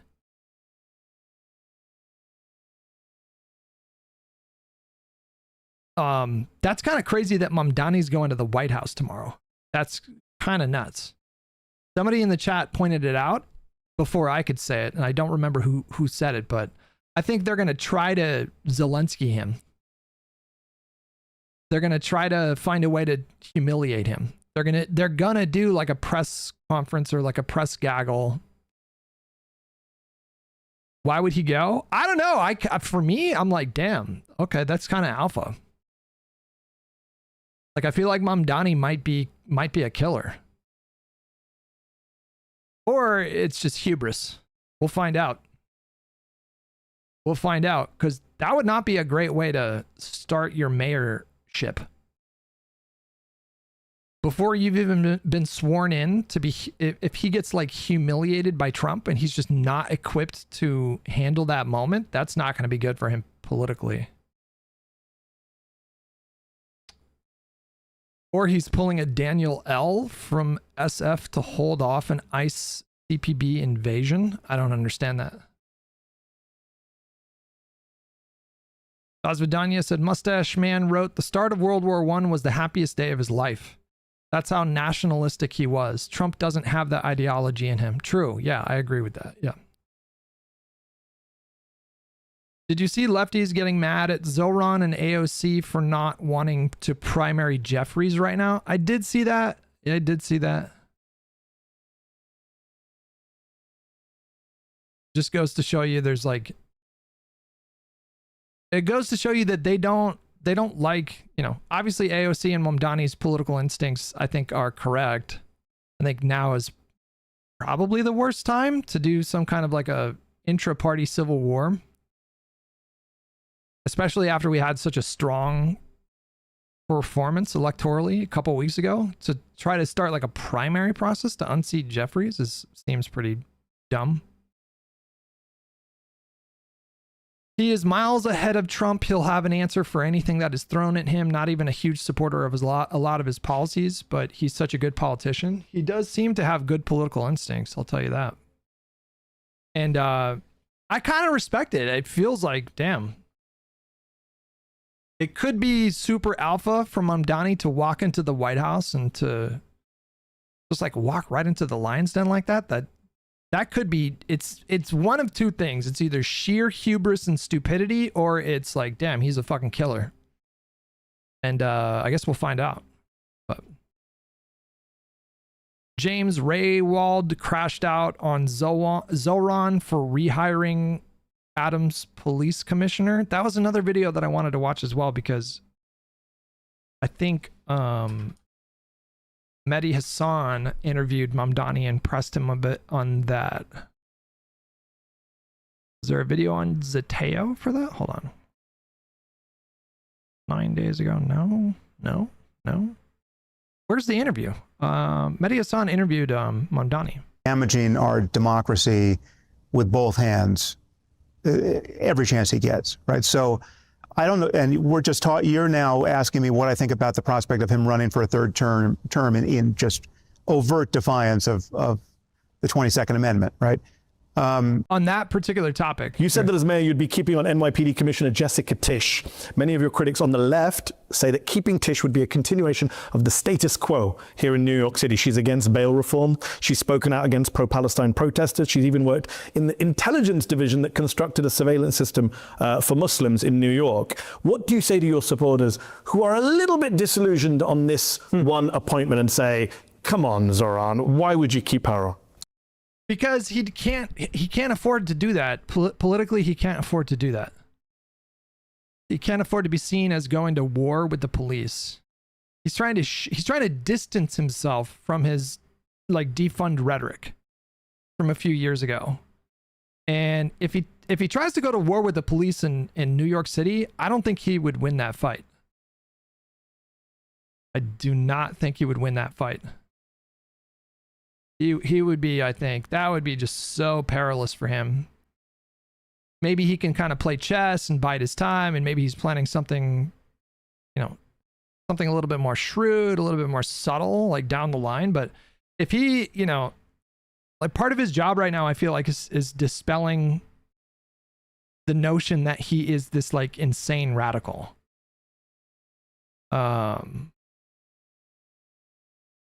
And if he were to do that, it would just play into that. So I just don't think politically that's just I don't think that's an option for him right now. So I said in the primary that I would consider keeping on Commissioner Tisch, and then I said in the general that this is a decision I was making to retain her. And much of that had to do with the fact that when Eric Adams had appointed Commissioner Tisch, he had truly stacked the upper echelons of the NYPD with corruption and a complete lack of accountability. And what she has been able to do in the time that she's been commissioner has been to start to root that corruption out, start to deliver accountability and reduce crime across the 5 boroughs. And that this is an appointment that I would make in tandem with delivering on the agenda that we put forward over the course of the primary. Can you imagine that? Can you imagine the political price he would pay for, like, there was a new commissioner, and during that commissioner's tenure, crime actually went down quite a bit in New York City, and then he comes in and just fires that person? Like, that would be a political stick of dynamite if he did that. It's an agenda that will create a Department of Community Safety. Yep. That is an agenda that will ensure that we are dismantling the strategic response group as the way the NYPD responds to protests. And it's an agenda that understands that safety and justice have to be delivered together. This is a decision that fulfills and then develops that. Are you planning on expanding the size of the New York Police Department? No, I've said that the number of police officers that the department has is a sufficient number. The most important thing is that we only ask those officers to do the work of policing, as opposed to now, we're asking them to also take on the homelessness crisis, the mental health crisis, so many. This was the messaging that they should have gone with defund from the beginning, you know?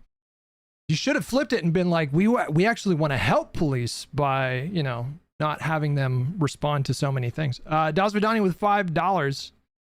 Even 5% of cops leaving the NYPD would be a disaster for Zoran's mayoralty. Mayoralty? Is that what it is? Mayorship? Mayoralty?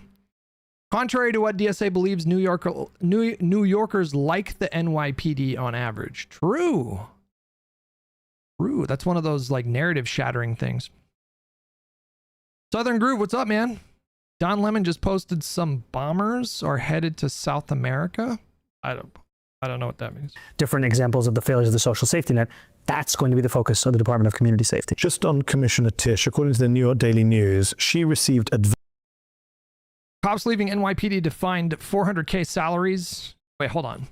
Cops are not making $400,000 in NYPD. There's no way.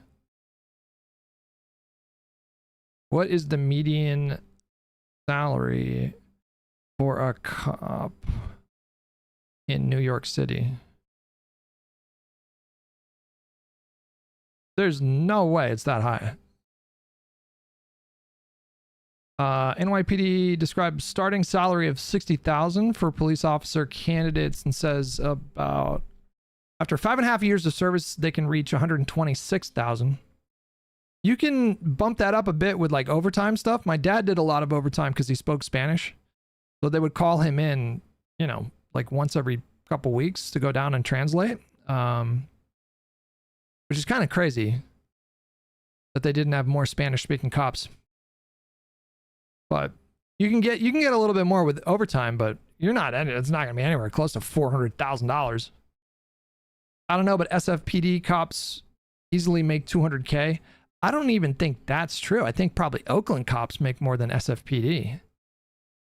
What are the median salaries for cops in San Francisco and cops San Francisco and Oakland? I think Oakland has much higher crime rate, and so I think they get paid more. I think cops in Oakland were making like $120,000 like 20 years ago. San Francisco shows an average salary of $120,000 for San Francisco. Oakland is actually a little bit less. I lied. Closer to $100,000. These cops are not making $200,000. Greenblade. What is this? Transparent California. Salary search. San Francisco. Police officer. Regular pay. $600,000. Wait, hold on. There's...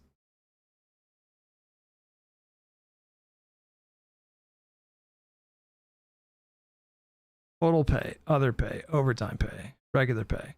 Is this the like police chief or something like that? Like there's, hold on. Oh wait, overtime pay, these cops are getting into $300,000. How much money are they making on overtime?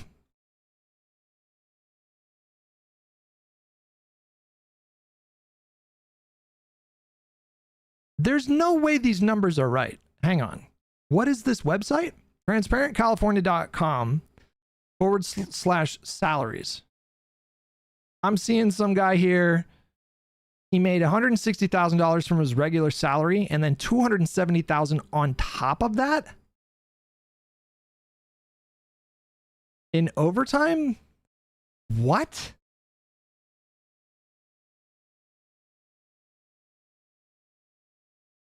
Both cops and firefighters work overtime instead of hiring new workers.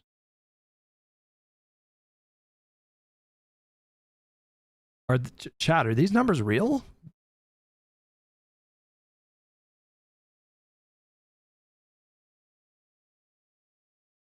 My mind wants to push this away so fiercely. Because I know my dad didn't make that much money in overtime.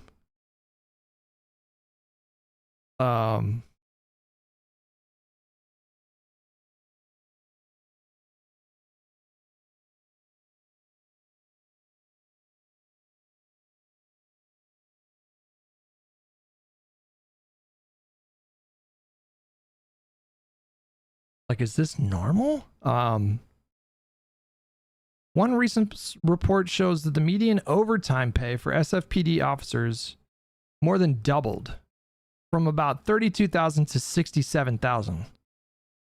Another source estimates with 7 hours overtime per week, an officer could raise their total compensation to around $200,000. I don't know what this website is, how they calculated the overtime pay. Bro, if I had to guess,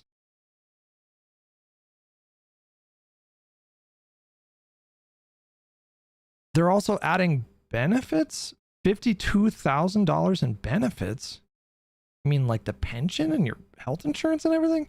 Bro, there's no way that these officers are tripling their salaries with overtime. There's no way.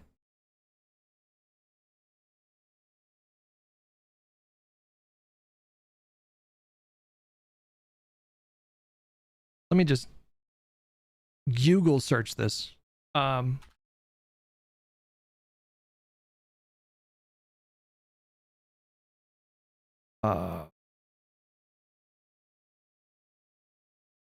What is he doing? He's beginning to believe.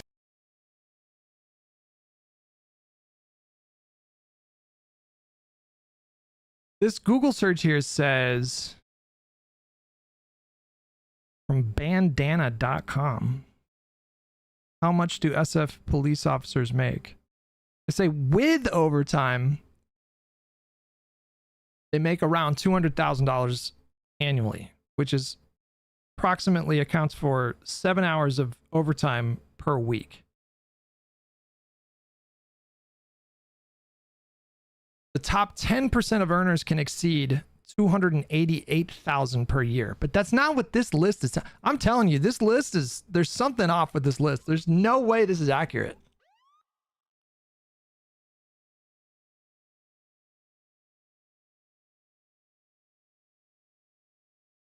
Or maybe I'm just looking at like the top earners. So hold on. What if we...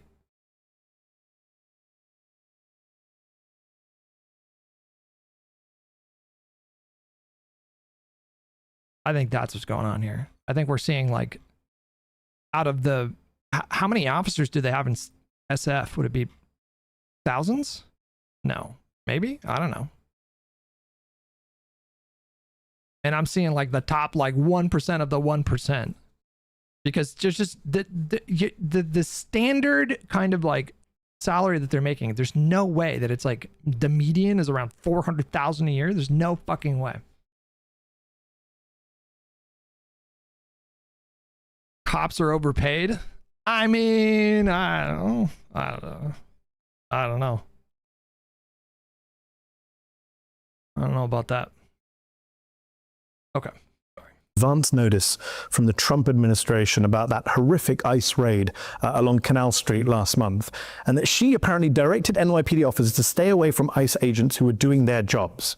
Has that changed your view of her at all? And will that kind of thing be happening next year on your watch as well? What I will make clear as the leader of this city is that the days of a mayor going on national television and opening the door to civil immigration enforcement, as Mayor Adams did, those days are coming to an end. The NYPD is not going to assist ICE in their operations, and we are going to fulfill the laws of our city and our state, not violate them. So just to be clear, if the Canal Street happened again, the NYPD commissioner on your watch would not be directing NYPD officers to stay out of it and let ICE do whatever they want?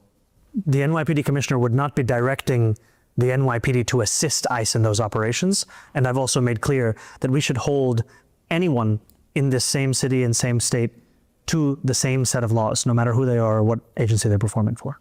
I think it's pretty clear that Mamdani definitely has political instincts. I think that is pretty clear.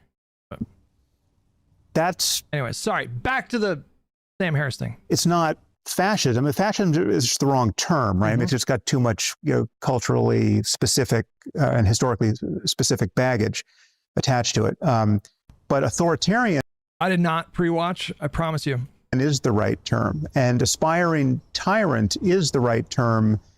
And he's just not. The truth is, he's not effective enough. He's not ideological enough. He doesn't care about enough big things to worry me that much, right? I mean, if he were this is a point I've made to the consternation and confusion of many audiences. But the irony is, if he were a better person, he'd be a more dangerous person, right? If he were a smarter person, a more committed person, I mean, if he could possibly commit to something beyond himself, right? And make, he'd be more dangerous, right? If he were less distractible. Like, he definitely has a lot of... He knows how to demagogue. He knows how to capitalize on, he knows how to channel people's rage. I think that is Trump's superpower as a politician. He knows how to tap into latent emotions. I think he knows how to tap into people's fear and their rage and their ignorance. He knows how to exploit those things really well. And to Sam's point, I think he's right. If there were a universe where Trump was focused, more disciplined, where he was not driven purely by his own ego, if he actually had political goals, that could have been like Hitler 2.0. He would have been so much more effective. But just look at how his second presidency has panned out so far. Just completely collapsed. Just utterly collapsed because he's just obsessed with himself. That's all he cares about. And it just makes him inept. as a politician. Like, he's a really good campaigner. I mean, I don't even know. I don't even know if I would say he's a really good campaigner, but he was really good at winning enough support, just enough support to win. You know? But as a politician, he's been tremendously ineffective, etc. So I don't view him as a Hitler figure, but I do. Everyone who's calling him an authoritarian, which sounds a lot like fascist, and you know, you turn up the dial on authoritarianism. There's no important difference between what you're talking about and fascism. Then you're just talking about like the clothing and whether the Catholic Church was ever in the mix, and etc. So, but I think the fact that he's not that, and he is who he is why he has all this support. A Hitler 2.0 wouldn't have gotten to this position. You know, I was thinking that as I was saying that, you know, like, oh, you know, maybe we dodged Hitler 2.0, but I don't think Hitler 2.0 could have won elections in the way that he did. I think there's a lot of extreme people in this country, and I think the right-wing movement is utterly broken, beyond repair at this point. But there's not enough of them to pull off what Hitler pulled off, in my opinion. He's not as bad as Putin, right? But sorry, I keep pausing. This is such a meme. Genuinely curious, what indicates his presidency is collapsing? There's a few different things that we would look at. The first thing right now is his own Congress has rebuked him a couple times now. Like, he's lost kind of like any kind of grip that he had. Well, not any kind of grip, but he's lost like he can't. All right, hold on. Let me try to approach this in a different way. I think he's politically really weakened right now. I don't know if there's ever been a time when he was in power where he was this weak.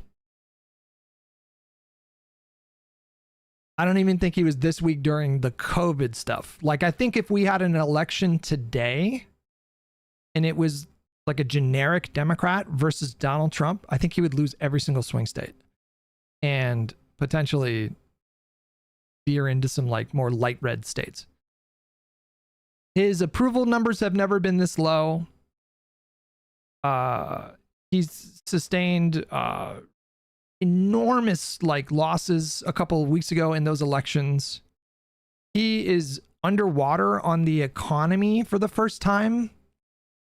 I don't know what it looks like, like generic Dem versus generic Republican, or Democratic Party versus Republican Party on the economy. I don't know if the Democrats are higher than the Republicans, but for the first time ever, Donald Trump is underwater on the economy. His support has utterly collapsed with independent voters, that's the most important thing. Like, that's the most important metric when we're looking at all the different demographics. You know, has he gained support? Has he lost support? He dropped like it's some absurd number. It's something like 50 points with independents. All the gains that he made with black voters, Hispanic voters, and young voters, all that is gone. He's actually lost support with white voters. And he's physically diminished as well. Like, you can tell that, not quite as bad as Biden, but you can tell that he's physically diminished. These nonsensical rants, you know, he damaged our economy with his economic policy, with his tariff policy. He significantly damaged our economy and fucked with people's livelihoods. That's what happened.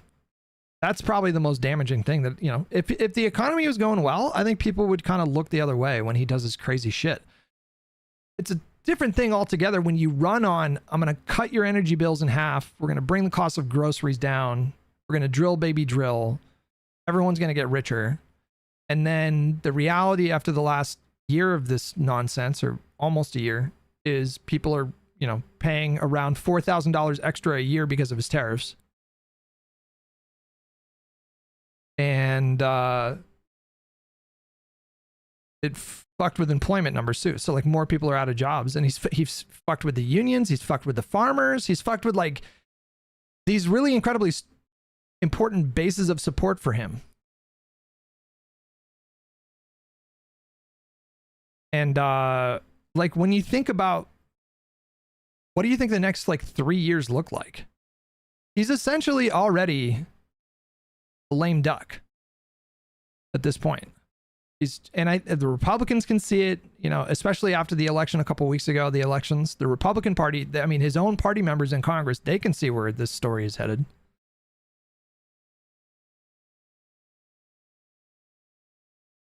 He's getting rich, super rich. I mean, he has personally profited billions of dollars just this time around. So in terms of his like personal wealth, he's fucking thriving.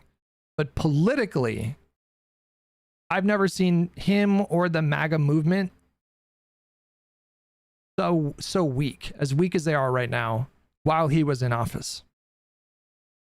We give him a chance to have as much power as he wants. Where does he stop? Right? He certainly doesn't. He would run for a third term if we discovered that the 22nd Amendment just didn't apply, and there's just an open fairway between him and the Green. Of course, he's going to run for a third term. It's like he doesn't care about the spirit of the Constitution, where it's clearly meant that you should not. It's not that you can't be elected twice. You can't be president twice. So I take your point about Trump, but let's come back because they don't only say about Trump. So I didn't answer your question. Yeah. Yes, certain terms are inflammatory and imprecise, but it's a much grayer area than you're making it out to be. Mm-hmm. And I mean, many people would say that what I've just said in the hour so far about Trump is just a species of that very. Mm-hmm. The question itself is a red herring. Like the question is, aren't the lefties contributing to a climate of violence by labeling Trump a extreme, a radical, a fascist, wind, an authoritarian, fire, water? But the question itself is such a red fucking herring because Donald Trump regularly, and not just Trump, what are we talking about? Like the entire Republican Party movement. What do they say? What have they been saying about Democrats for the last several years? The extremes that they go to are so absurd that it makes the question just fucking ridiculous. Like they literally tell their followers that Democrats want to mutilate kids out of sadistic pleasure. We are possessed by Satan. I mean, they literally say this stuff. Like we're guided by the devil because we want to like destroy religion. We want to normalize pedophilia. We want to do communism and take everybody's property. Like I would say, I think I would confidently say the rhetoric that they use about Democrats is way more unhinged and insane than the hypothetical of somebody calling Trump a fascist. Swanberg with $5. What major legislation is the Trump admin even focused on? I feel like at this point in Biden's presidency, the talk was about passing legislation. At this point in Biden's presidency, like Biden for sure spent his first 2 years as president focused on a legislative agenda. He did take significant executive actions and used his authority as the chief executive to do things unilaterally, but he was very aggressively focused on working with Congress to pass legislation. Donald Trump got one reconciliation package passed, just like the first term, by the way.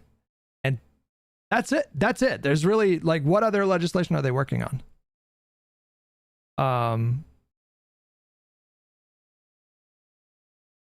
And even if he wanted to do legislation, it would not be easy for him to get it done just because their numbers are so bad right now. And that would make it more difficult. So he's for sure weakened right now, for sure. And I like, tell me what you guys think, but I don't think there's any coming back from this. I don't think he can turn it around. I don't see him turning these numbers around in the next few years. I think they're going to reach some kind of basement, whatever that basement is. I think it's probably around like 32, 33% is probably like his absolute basement. And then if we experienced a full-on recession, then I think you can get into like the mid-20s or whatever. But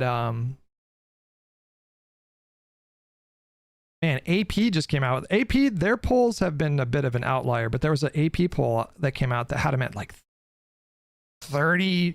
What was the most recent AP poll? It was like they had them at some crazy number. It was like 33% or something like that. And they've consistently been outliers in the polls on the low side. So just, you know, toss it in the averages and then just move about your day. November. Poll from November. This is an Ipsos poll. Have them at 38%. Fox has them at 41%. Hold on, where's the AP poll? AP has them at 36. So I don't know. That's not where the other pollsters are at. They're definitely on the low end of it.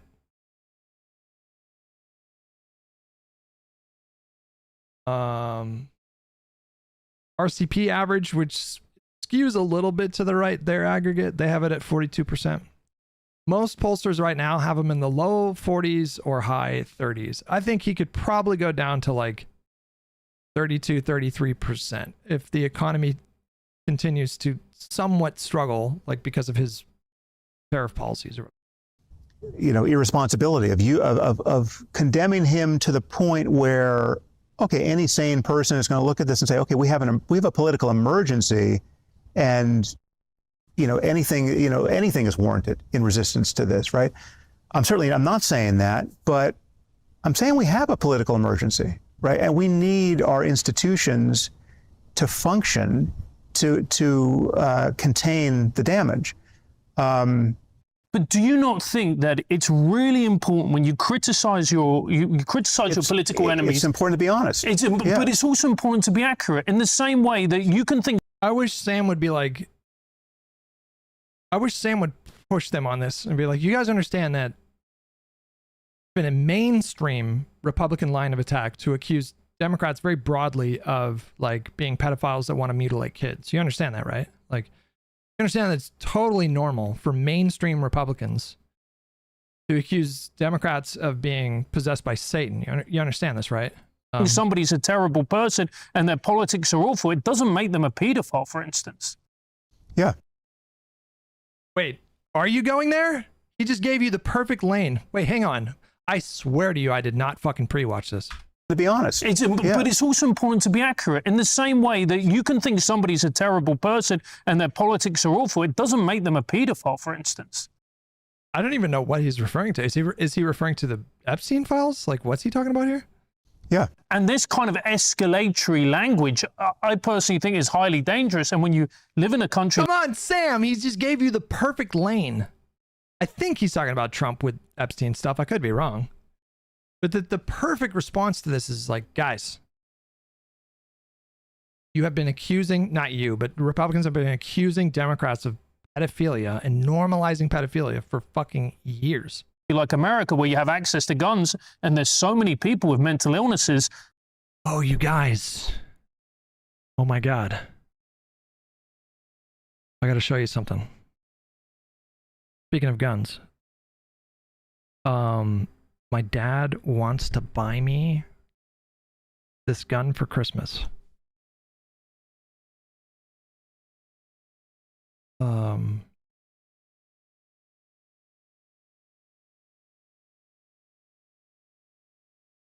Bro. It's an Colt Anaconda 44 Magnum. This thing looks like the golden gun in Destiny. Like, it is a fucking enormous revolver. Hickok 45 with a Colt Anaconda in 40. It doesn't do it justice. You can't see how long this barrel is, but it's fucking enormous. 4 Magnum. What a beautiful revolver, even though it's quite a brute. But my Anaconda is kind of funny. It hates watermelons.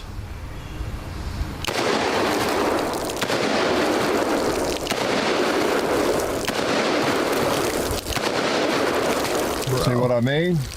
Bro.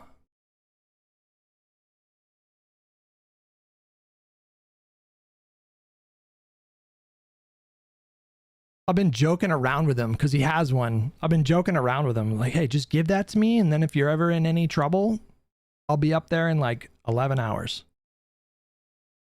And he reached out and asked me to go get like, fill out the application. There's like a test that you have to take. There's like a process. And then I guess it gets sent to the FFL dealer, whatever that means. And then I could go there and pick it up, bro. That gun is insane. That's like boundaries.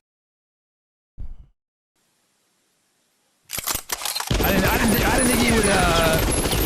I didn't think he would actually fucking like do it. It was a joke. This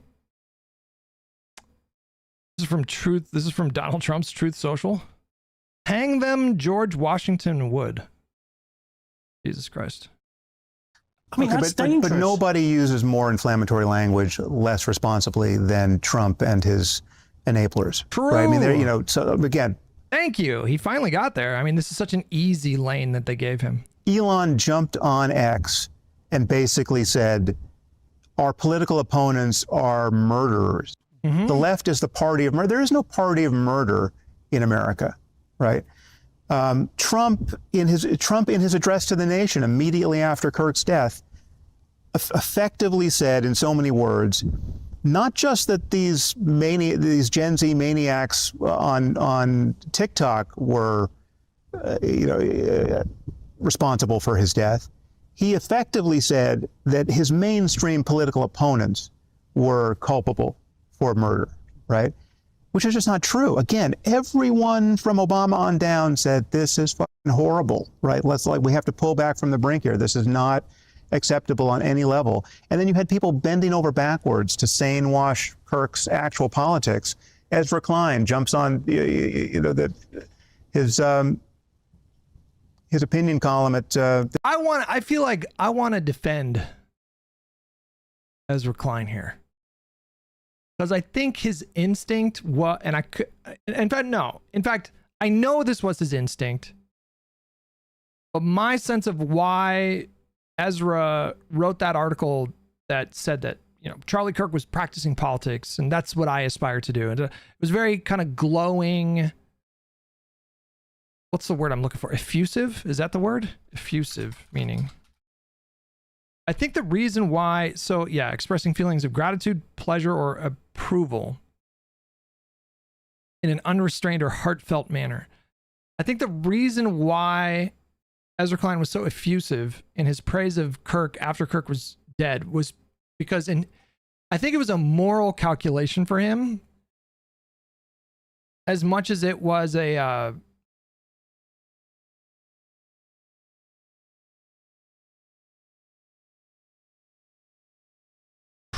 how do I think that in doing that, I think that was Ezra Klein trying to contribute to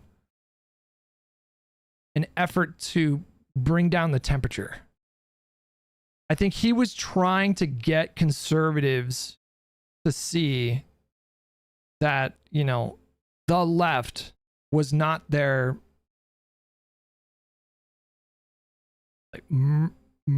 was not trying to murder them. And he confirmed that himself when he had a conversation with Ta-Nehisi Coates. I think it came up, and he said that was deliberate. He deliberately did that because he wanted conservatives to see someone on the left making that effort, and the whole point was to just bring down the temperature. You can say that, and I think it's correct. You can say that what Ezra Klein wrote in that article, I think, were not accurate. Charlie Kirk was not practicing politics in the way that I want to practice politics, for sure. He was not, as much as people claim that he was, a champion of free speech. That's just fucking ridiculous. But I think I understand that instinct. I don't think that that's a bad instinct that he had.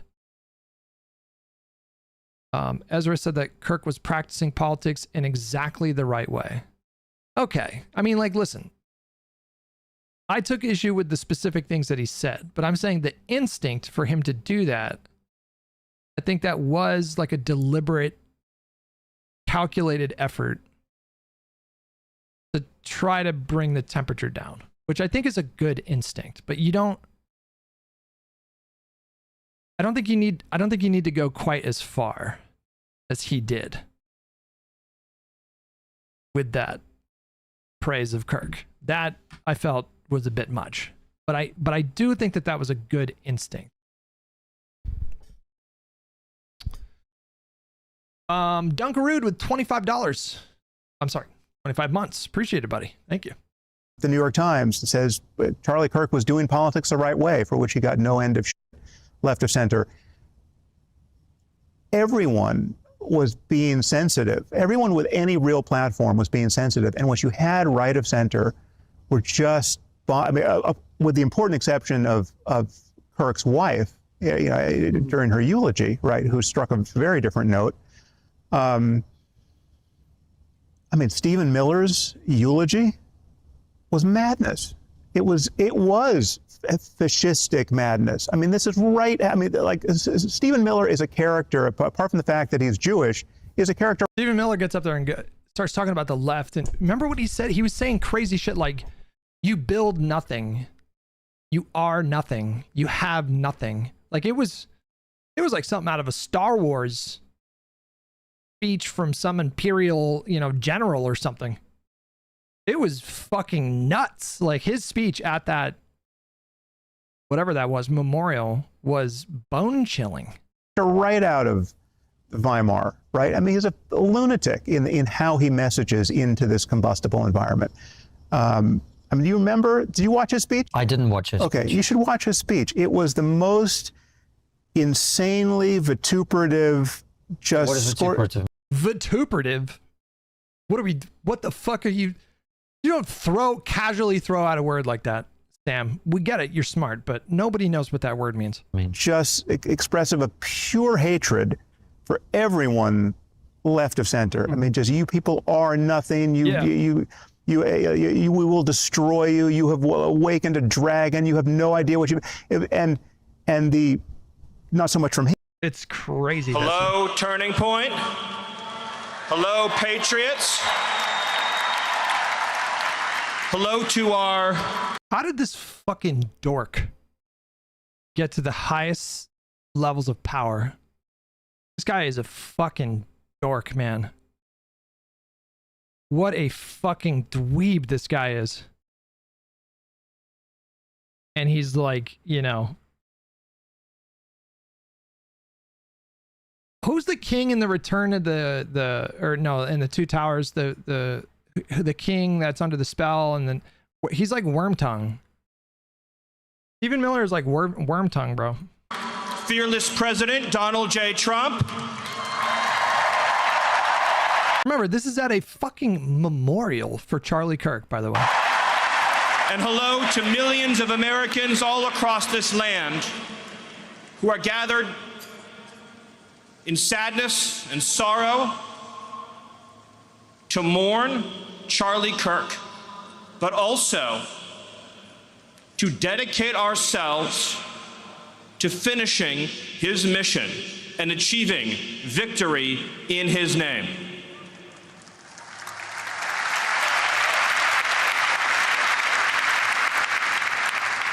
The day that Charlie died, the angels wept, but those tears have been turned into fire in our hearts. And that fire burns. Well, that doesn't even... Like... That just doesn't make any sense. I mean, surely you could have come up with a different line. Like, our tears turned to fire. That just doesn't make any sense. Like, he could have come up with a better... metaphor. You know, our tears turned into, you know, a river of rage. I don't know, something. But with a righteous fury that our enemies cannot comprehend or understand. When I see Erica and her strength and her courage, I'm reminded of a famous expression. The storm whispers to the warrior. And then he does the QAnon line, you know? That you cannot withstand my strength. And the warrior whispers back, I am the storm. Erica is the... He is such a fucking dork, man. And then his wife is doing this podcast now. Have you seen this? Just lighting the internet on fire with her little podcast that she does. Have you seen this? Episode 15, Katie Miller podcast, 750 views on YouTube, just fucking tearing it up. How do you not, you know, someone like her, she should be able to pull like decent views, and I feel like somebody's just got to take her aside and just be like, listen, you gave it a shot, it's not panning out. You got to try something, you got to pivot, do something. She did an episode with Mike Tyson. Wait, what the fuck? What's been the hardest moment of parenting? Just not listening to me. And sometimes my boys, they're bigger than me, so they push, you know, they... What the fuck? How did she get an interview with Mike Tyson? That's so random. The storm. We are the storm. And our enemies cannot comprehend our strength, our determination, our resolve, our passion. Our lineage and our legacy hails back to Athens, to Rome, to Philadelphia, to Monticello.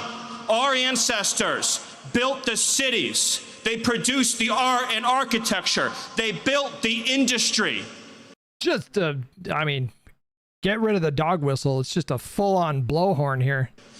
Erica stands on the shoulders of thousands of years of warriors, of women who raised up families, raised up city, raised up industry, raised up civilization, who pulled us out of the caves and the darkness into the light. The light will defeat the dark. We will prevail over the forces of wickedness and evil.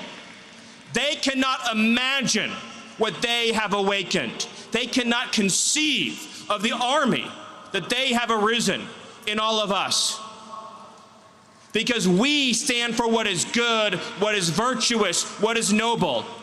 And to those trying to incite violence against us, those trying to foment hatred against us, what do you have? You have nothing. You are nothing. You are wickedness, you are jealousy, you are envy, you are hatred. You are nothing. You can build nothing. You can produce nothing. You can create nothing. We are the ones who build. We are the ones who create. It's telling that in a crowd. I feel like the people in the crowd are even a little weirded out because they're not like popping for this, you know? That's an auditorium filled with people. That's a coliseum filled with people, and the pops are just pretty low. I feel like even Trump's probably sitting there like, okay, this is getting weird. We are the ones who lift up humanity. You thought you could kill Charlie Kirk? You have made him immortal. You have immortalized Charlie Kirk, and now millions will carry on his legacy. And we will devote there's the pop. Now they're popping. Rest of our lives to finishing the causes for which Charlie gave his last measure of devotion. You cannot defeat us. You cannot slow us. You cannot stop us. You cannot deter us. We will carry Charlie and Erica in our heart every single day and fight that much harder. I mean, the whole thing was just so... Like it was chilling watching that speech, just chilling when I first saw that speech. That's what Sam's referring to here. I mean, it would very just open, like that is not even a subtle dog whistle of like white identity politics in that speech that he gave. It is very fascistic. He is deliberately invoking fascists of previous generations. He didn't actually say the left. He said those who invoke violence against us or something. But he's talking about the left. him, but from other people on the dais that day, there was just this volcanic expression of Christian nationalist kind of just fascism. Just say it. Sonic Spike 41 asked me, hypothetically speaking, if I shit on the seats of my Tesla, how would you suggest I clean it? Please mention specific products or chemicals you'd recommend. Hypothetically, if you shit on your Tesla seats, act fast to avoid stains. First, blot up excess with paper towels. Use an enzymatic cleaner like Rocco and Roxy. Stain and odor eliminator. Breaks down organic matter. Sprayed on. Let sit 10-15 minds, then wipe with a microfiber cloth. Follow with a leather, vinyl specific cleaner like Chemical Guys Leather Cleaner. For deep clean, apply a protectant like Lexol Vinylex. Ventilate the car and avoid water pooling to prevent mold. Test TTS, products in a hidden spot first. Who enabled that? What the fuck? I turned off all TTS. I mean, it's just pure moral confusion and political hysteria from my point of view. I mean, it was their George Floyd moment. Again, yes, without the riots and obviously. Well, that's quite a big deal, Sam. This is what I was going to bring up. It's a superficial deal. Hold on a second. No. Hold on. It's a big deal. The George Floyd riots were not an organized political movement. That's the difference. Like there were no Democratic lawmakers that were even tacitly endorsing rioting in 2020. All of them spoke out against the riots. No, but it's not. No. It is a bigger deal to have the President of the United States come before the country and say, basically, half of mainstream America is a terrorist organization. Like those are not his words. That was the subtext of everything he said in that address to the nation. It was completely of a piece with Elon's tweets, right? The George Floyd thing, I think you're going way too far, Sam, and here's why. There's no daylight between us about the George Floyd riots. I mean, we view it in precisely the same way. I just view Trump differently. Hold on. What I'm saying is something else. We agree that burning down cities and taking over districts in America and burning police stations and killing a lot of black people and these moronic chants of defund the police, which led to more black people being killed in their communities and in the cities, all of that's crazy, right? And wrong. But what I noticed, and I'm just telling you what I noticed, right, is when Charlie Kirk was murdered in this way, which I thought was horrific, and I think we do know, as far as I can tell, that it was politically motivated. And I would argue, you may disagree, but for me, the word Nazi and fascist has a very unique dimension to it, which is we have been trained as a culture to view these people as a specific threat to the democratic order, to minorities. It's when we think of a Nazi, we think of someone who's going to take over the country, destroy democracy, and murder millions of people. Yeah. That's what a Nazi is. So what happened? If Donald Trump was not constrained by our Constitution, I have no doubt that he would have established internment camps and he would have had his own secret police that were out there like murdering people. It's so obvious that his instincts are deeply authoritarian. He has utter disdain for the Constitution. He has utter disdain for the concept of a rule of law. He very clearly believes that he should not be beholden to any kind of consequences. Utter disdain. Yeah, that's right. Look what happened with the Comey thing. Like, did you guys see the recent development on the Comey thing? It's insane. He is so constrained by our Constitution that they have to debase themselves by doing crazy shit like the Comey thing. Like, listen to Breaking news in our law and justice lead. Moments ago, the Justice Did you guys see this? This is insane. Department responded to a bombshell revealed in the case President Trump's handpicked U.S. interim attorney Lindsay Halligan brought against former FBI Director James Comey. There was silence in the courtroom when Halligan revealed she never presented the charging documents to the full grand jury. The judge also said the case is, quote, too weighty and too complex to rule today. Now, remember, all of this stems from an accusation that Comey lied during a 2020 hearing about whether he authorized leaks. Comey believes this is all about Trump being vindictive, that the investigators have mishandled the case, and he wants the charge. But if he themed her, Yep, asked me, how do you turn off text-to-speech What is happening? Tangia Why are so there... Hutch doesn't have to worry about one of his unhinged chatters from preventing him from getting that dark money sponsorship? You want to cut off the chaos train, huh? Dive into the settings like you're diving into someone's pants.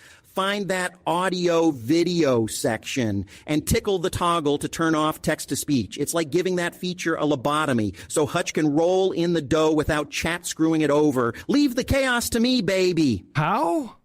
I'm already... What?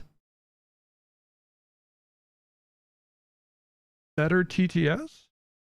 I don't know how to do it. I missed what you just said.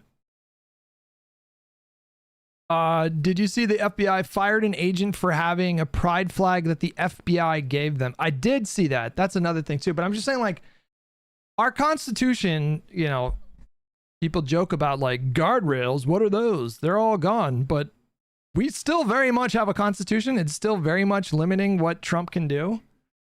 He wanted revenge against Comey. It was never about any kind of perceived illegality or some perception that he committed any kind of a crime. He just wants the authority to just say, throw that guy in jail. You give a fuck about the judiciary, due process, any of that. And so they concoct these insane rationales for bringing criminal charges. And then they debase themselves and the DOJ by doing what that lawyer did. First he asked the DOJ to investigate Comey. The U.S. attorney in that district comes back and says, I can't find any evidence of a crime. They fire that guy or force him to resign and then appoint a woman who has never prosecuted any criminal case in her life. All she had practiced in the past was real estate law in Florida. And then she does like a switcheroo with the charging brief at the grand jury trial. Charges dropped. Joining us now is CNN's Caitlin Polentz and former U.S. Attorney Harry Litman. You were both in the courtroom today for this, I think it's fair to say, bombshell hearing, right? You said you were gobsmacked earlier. Before we get into all of that, what did the Justice Department just say moments ago? Yeah, so they filed their explanation plus some other arguments, and they say, it's fine, it's normal, nothing to see here. They say that what happened that was said in court today revealed that there was only one charging document that the grand jury was presented with, that they deliberated for over 2 hours, and then there was some changes made to it by the prosecutor, removing one of the charges but keeping the two that the grand jury would have been in support of. They say, yeah, that is exactly what happened. I'll read a little bit more from what the prosecutors are writing now in explaining this to the judge. They say, this was not an unusual series of events and is fully explained by the U.S. Attorney's declaration. That would be what Lindsay Halligan has said already. The court reporter's recollection, the grand jury coordinator's discussion with the grand jury foreperson, and the grand jury foreperson's explanation in court. They also say, there's not an issue here, quote, is not an issue. The transcript is complete, the procedure was proper, and no aspect of the record supports the magistrate judge's assumptions. This is all about whether Comey's team can build their case that there were things handled inappropriately with the grand jury. And they say, no, that's not correct. And you should not allow Comey's defense team to get access to grand jury transcripts. Comey's team, of course, will have a chance to respond. That is expected by the end of the day Friday. And just for our viewers to understand, because this is, we're legal nerds, right? But so basically, it came out today that Lindsay Halligan did not show the full grand jury this indictment, the final indictment. She had the foreperson sign off on it. I'm wondering, as a former U.S. attorney yourself, how is that normal? Excuse me? How is that not fraudulent? How does this Halligan person not lose her license to practice law after this? That seems... How is any of this normal? A Pisco has to be losing his mind. unusual this is, because DOJ is saying nothing to see here. But I mean, is there something to see here? Halley's comment, more unusual than that. Never, ever, ever have I or anyone I know ever seen anything like this. And remember how it came about. They were trying to figure out, what did she do? Because she said, I never talked to the grand jury again. So when did she approve that second indictment? And the answer, it turned out to be, in open court, and Nachmanoff had her come up to the podium, was, Boasberg is pissed and may force Bove to testify. Regarding the immigration case, Bove instructed lawyers to lie to the court. Oh boy. Never. She had never. The grand jury never even looked at the actual indictment that is operative in this case. Absolutely unprecedented violation of many rules, etc. And Ken's totally right about what they're saying, but they are acknowledging the sort of 11 violations that Fitzpatrick found and more. Breaking on MS Now, the full grand jury never reviewed the indictment it handed up against James Comey.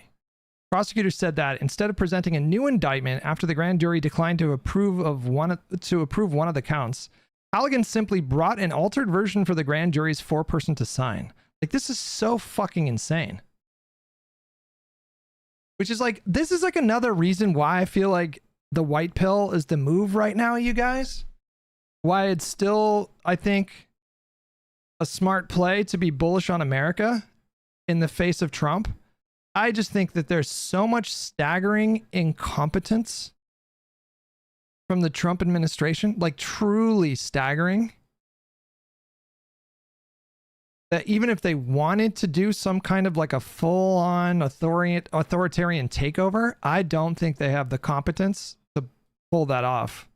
Like, it is a clown show. He surrounded himself with people that are equal parts crazy and sycophantic. Like, they're incompetent and they're sycophantic. His entire administration seems to be staffed with people who are purely motivated by their own self-interest, which isn't that interesting.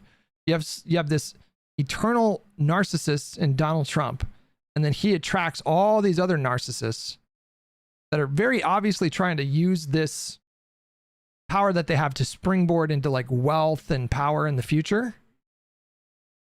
And they're all willing to just do whatever the fuck needs to be done in order to, you know, please Donald Trump. But in doing so, they've just demonstrated a kind of incompetence that, you know, it's just, it's hard to wrap the brain around the idea that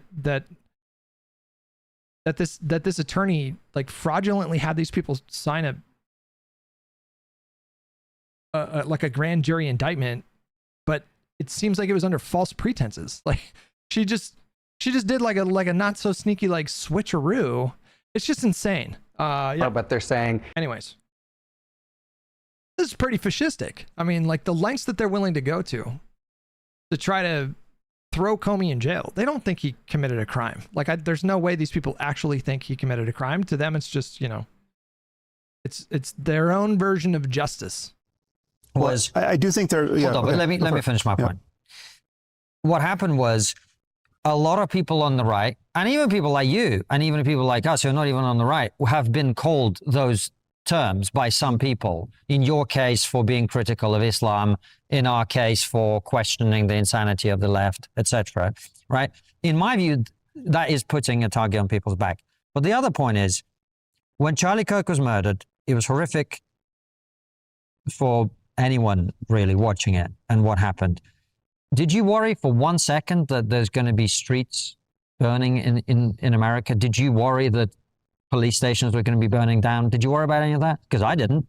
No, but again, the reason why it's... do you know when I worry about that happening again is if in 2028 we win the presidency again.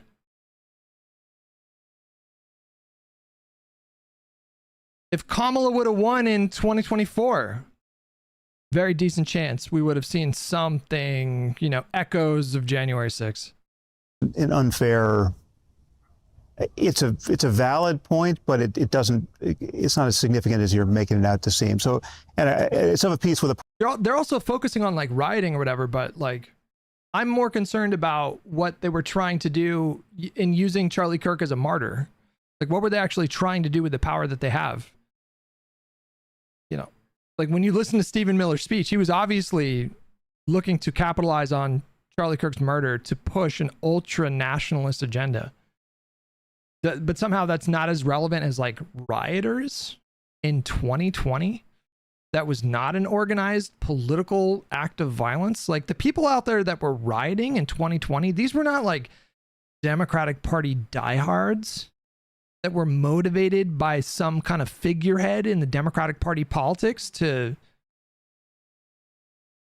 There were no Democratic lawmakers or politicians or any leaders in the Democratic Party movement that were encouraging rioting, either tacitly or explicitly. It just wasn't happening. The people that were rioting and looting, like I would venture a guess that the vast majority of those people were not even political.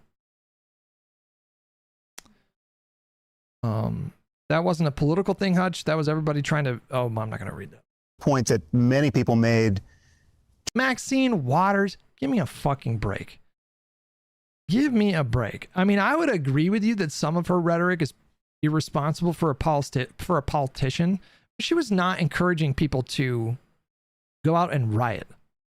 During the elections, right, when businesses in Beverly Hills are boarding up their windows, right, in anticipation of political chaos, should the election go one way or the other, many people right of center pointed out, okay, the people are boarding up those windows not because they think Trumpists are going to start looting Williams-Sonoma should Trump lose, right? There was just one side that was being worried about in those moments.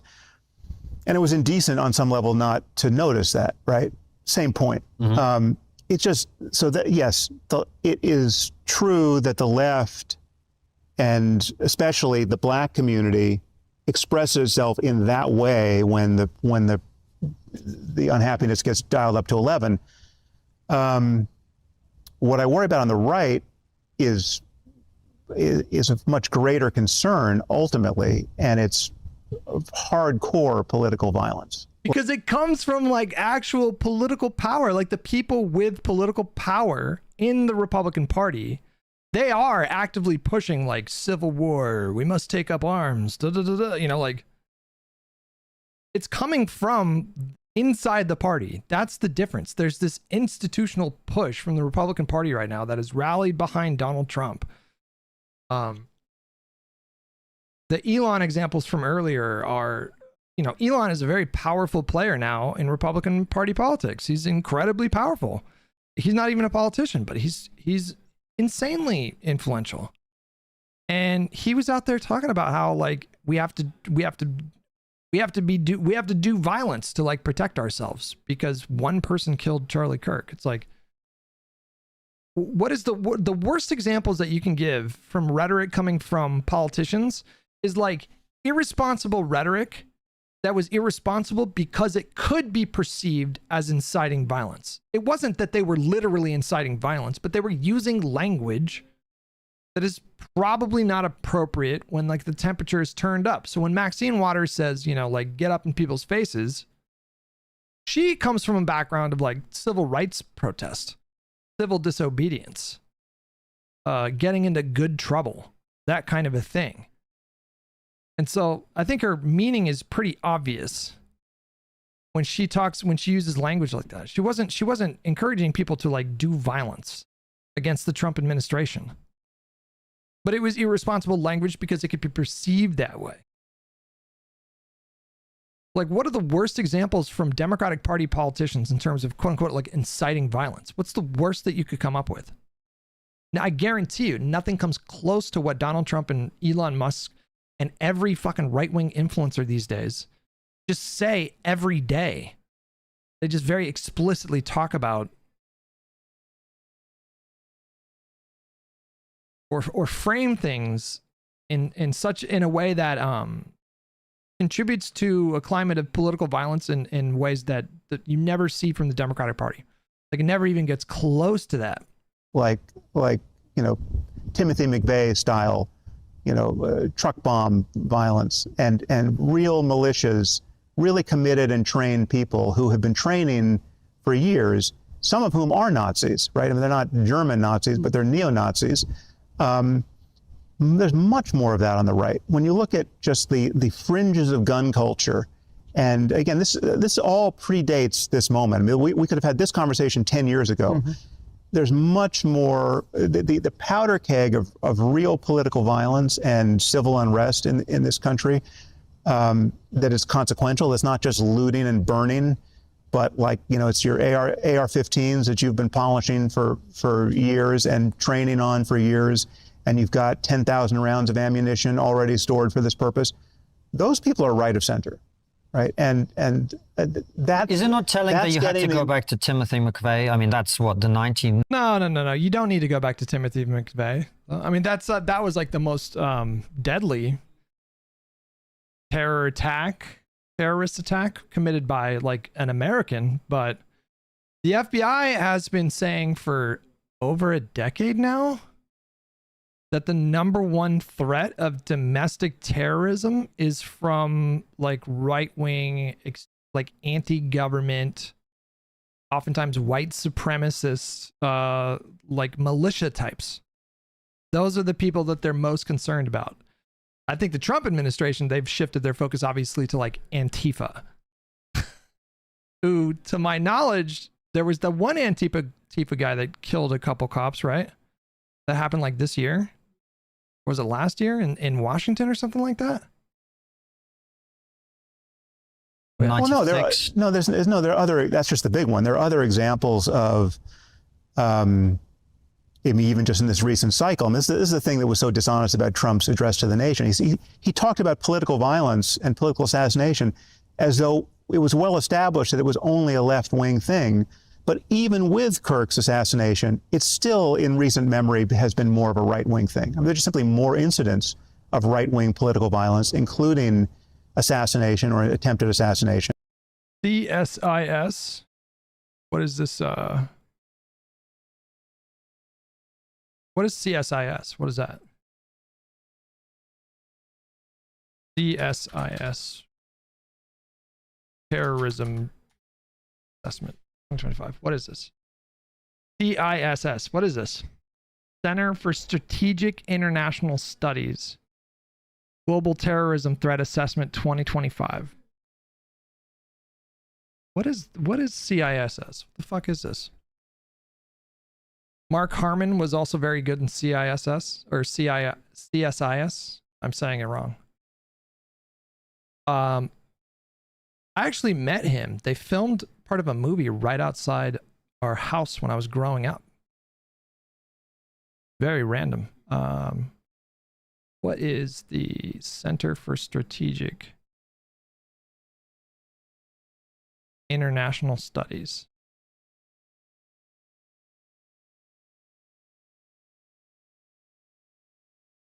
Left-wing versus right-wing terrorist attacks and plots in the United States. Is a nonpartisan, nonprofit policy research organization. Also, it's a think tank in Washington, D.C.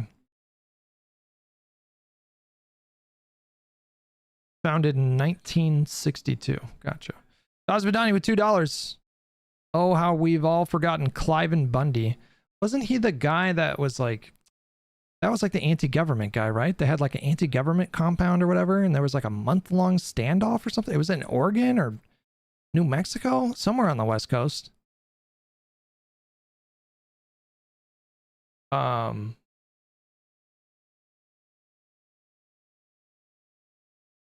Interesting. Okay. Anyways. And then there's just ambiguous ones, which is frankly a crazy person who's not ideological and represents nobody. But no, I mean, you see, it's like the attack on Nancy Pelosi's husband with a hammer was a punchline right of center. I mean, literally, Kirk himself used it as a punchline. Elon himself has used it as a punchline. Trump himself has used it as a punchline. It's literally been a laugh line. And then they also do this thing where they take some, like the summer 2020 riots were like a really good example of them taking like uncoordinated, non-political violence that were happening, and then they just called that like left-wing violence. But then they also did it recently with like that paranoid schizophrenic guy who stabbed that Ukrainian woman. Like in their minds, that's left-wing violence. And they do that with so many other things.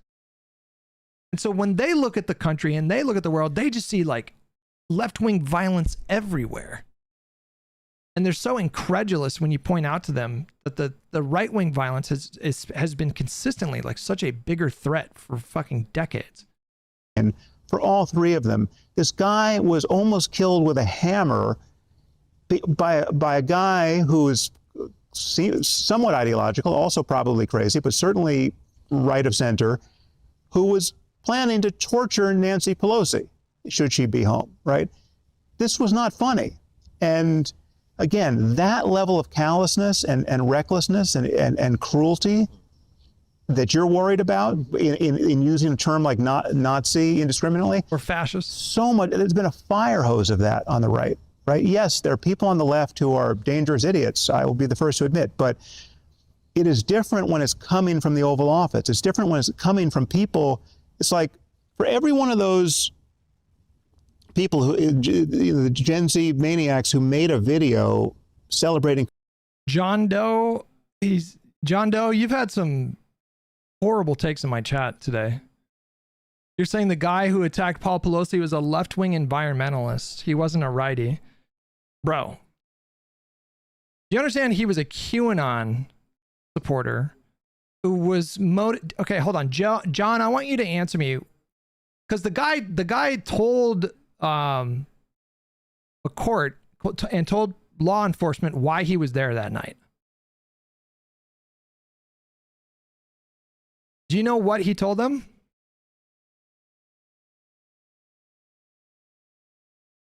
I'm getting stun locked by chat here. It's frustrating because this information is public. Anybody can look up this information. He told cops why he was there that night. What did he say? Do you remember what he said, John? You're on thin ice, buddy. You don't care? What do you mean you don't care? You don't care?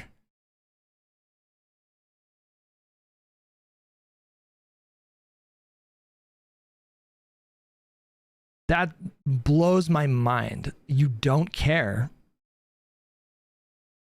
He told the cops why he was there that night. Why do you think he was there?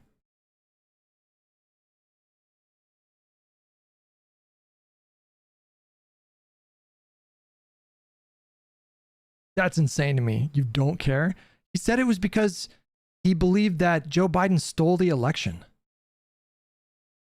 And that, you know, Nancy Pelosi helped to steal the election. Does that sound like he was motivated by left-wing politics? Bigger issues at play. You brought it up. All right, you know what, buddy?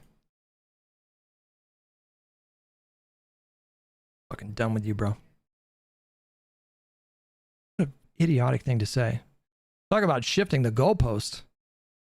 You call him a left-winger, and then I'm like, okay, well, he said he did it. And, oh, I don't care. There's bigger fish to fry. Yeah. Kurt's death. There's an equivalent lunatic on the right who's much closer to power, right? Like people who've got like Laura Loomer's phone number in their phone are crazy and dangerous, right? I mean, like this is not, there's a fever swamp as you move right of center. And again, we'll talk about Tucker and Candace and Nick Fuentes. Like as you begin to move rightward and toward the weird, right? And you get into QAnon and you Ace with $5. The CIS study cherry picks non-lethal acts and acts which occurred in 2024. The study is pretty bogus. Can't speak to that. Montero with $5. Hey Hutch, should we be worried that Trump scrubbed his name from the Epstein files, or is it just memes? Listen, there's if these files, whatever they are, get released and there's just like half of it is redacted, that's just going to cause even more of a shitstorm. You understand? Like Donald Trump's in kind of like a no-win situation here. Like there's no way he can emerge from this unscathed. Like there like if he tries to veto it, that looks horrible. If he releases it, half of it's redacted, that's just going to make people even more suspicious. Like, he's just kind of fucked on the Epstein stuff. He did. That's been confirmed. Okay, well, they can release that and then just watch the reaction, because people are going to be like, what the fuck? What is going on? Which has been his kind of... That's what he's been doing this whole time with the Epstein stuff. At every step of the way, he's made the situation like 10 times worse for him than it needed to be. And that's just going to keep going, I guess. Start glad-handing all the anti-Semites and conspiracy theorists. It gets very, very weird, very, very dark, and very, very well-armed in a way that isn't mirrored on the left. And that's an important difference. I'm not worried about, yes, who's gonna, if you tell me that... Dunkaroo, I don't know if I got you for 25 months. Thank you so much, buddy. Louis Vuitton is being looted in Beverly Hills. I'm pretty sure I know who's doing it. I'm not as worried about that. If you're a trigonometry... That's exactly right. Sam was spitting the whole time here. All right, I'm still like a little fatigued. I don't know what bug I had, but I do not have the endurance for like a 5-6 hour stream today. Thank you guys so much for tuning in. Appreciate it. Don't call me a pussy. That's rude. Don't do that. That's rude. You guys can raid whomever you like. Is Loner Box live right now? Sam is pretty hinged. I agree. Yeah. Ooh, Piers Morgan, 6 minutes ago, did a panel with Benny Johnson, Steven Crowder, and Dan Crenshaw. Probably have to tune into that tomorrow. Owner Box live. Is he live right now? I don't think he is. Is he? No. All right. You guys figure it out. I'll be on tomorrow at the regular time, 8:30 a.m. Pacific, 11:30 a.m. East Coast time. And then we're definitely going to stream on Sunday. Try to make up for some lost time in the last few days. And yeah, I'll see you guys tomorrow. Bye-bye.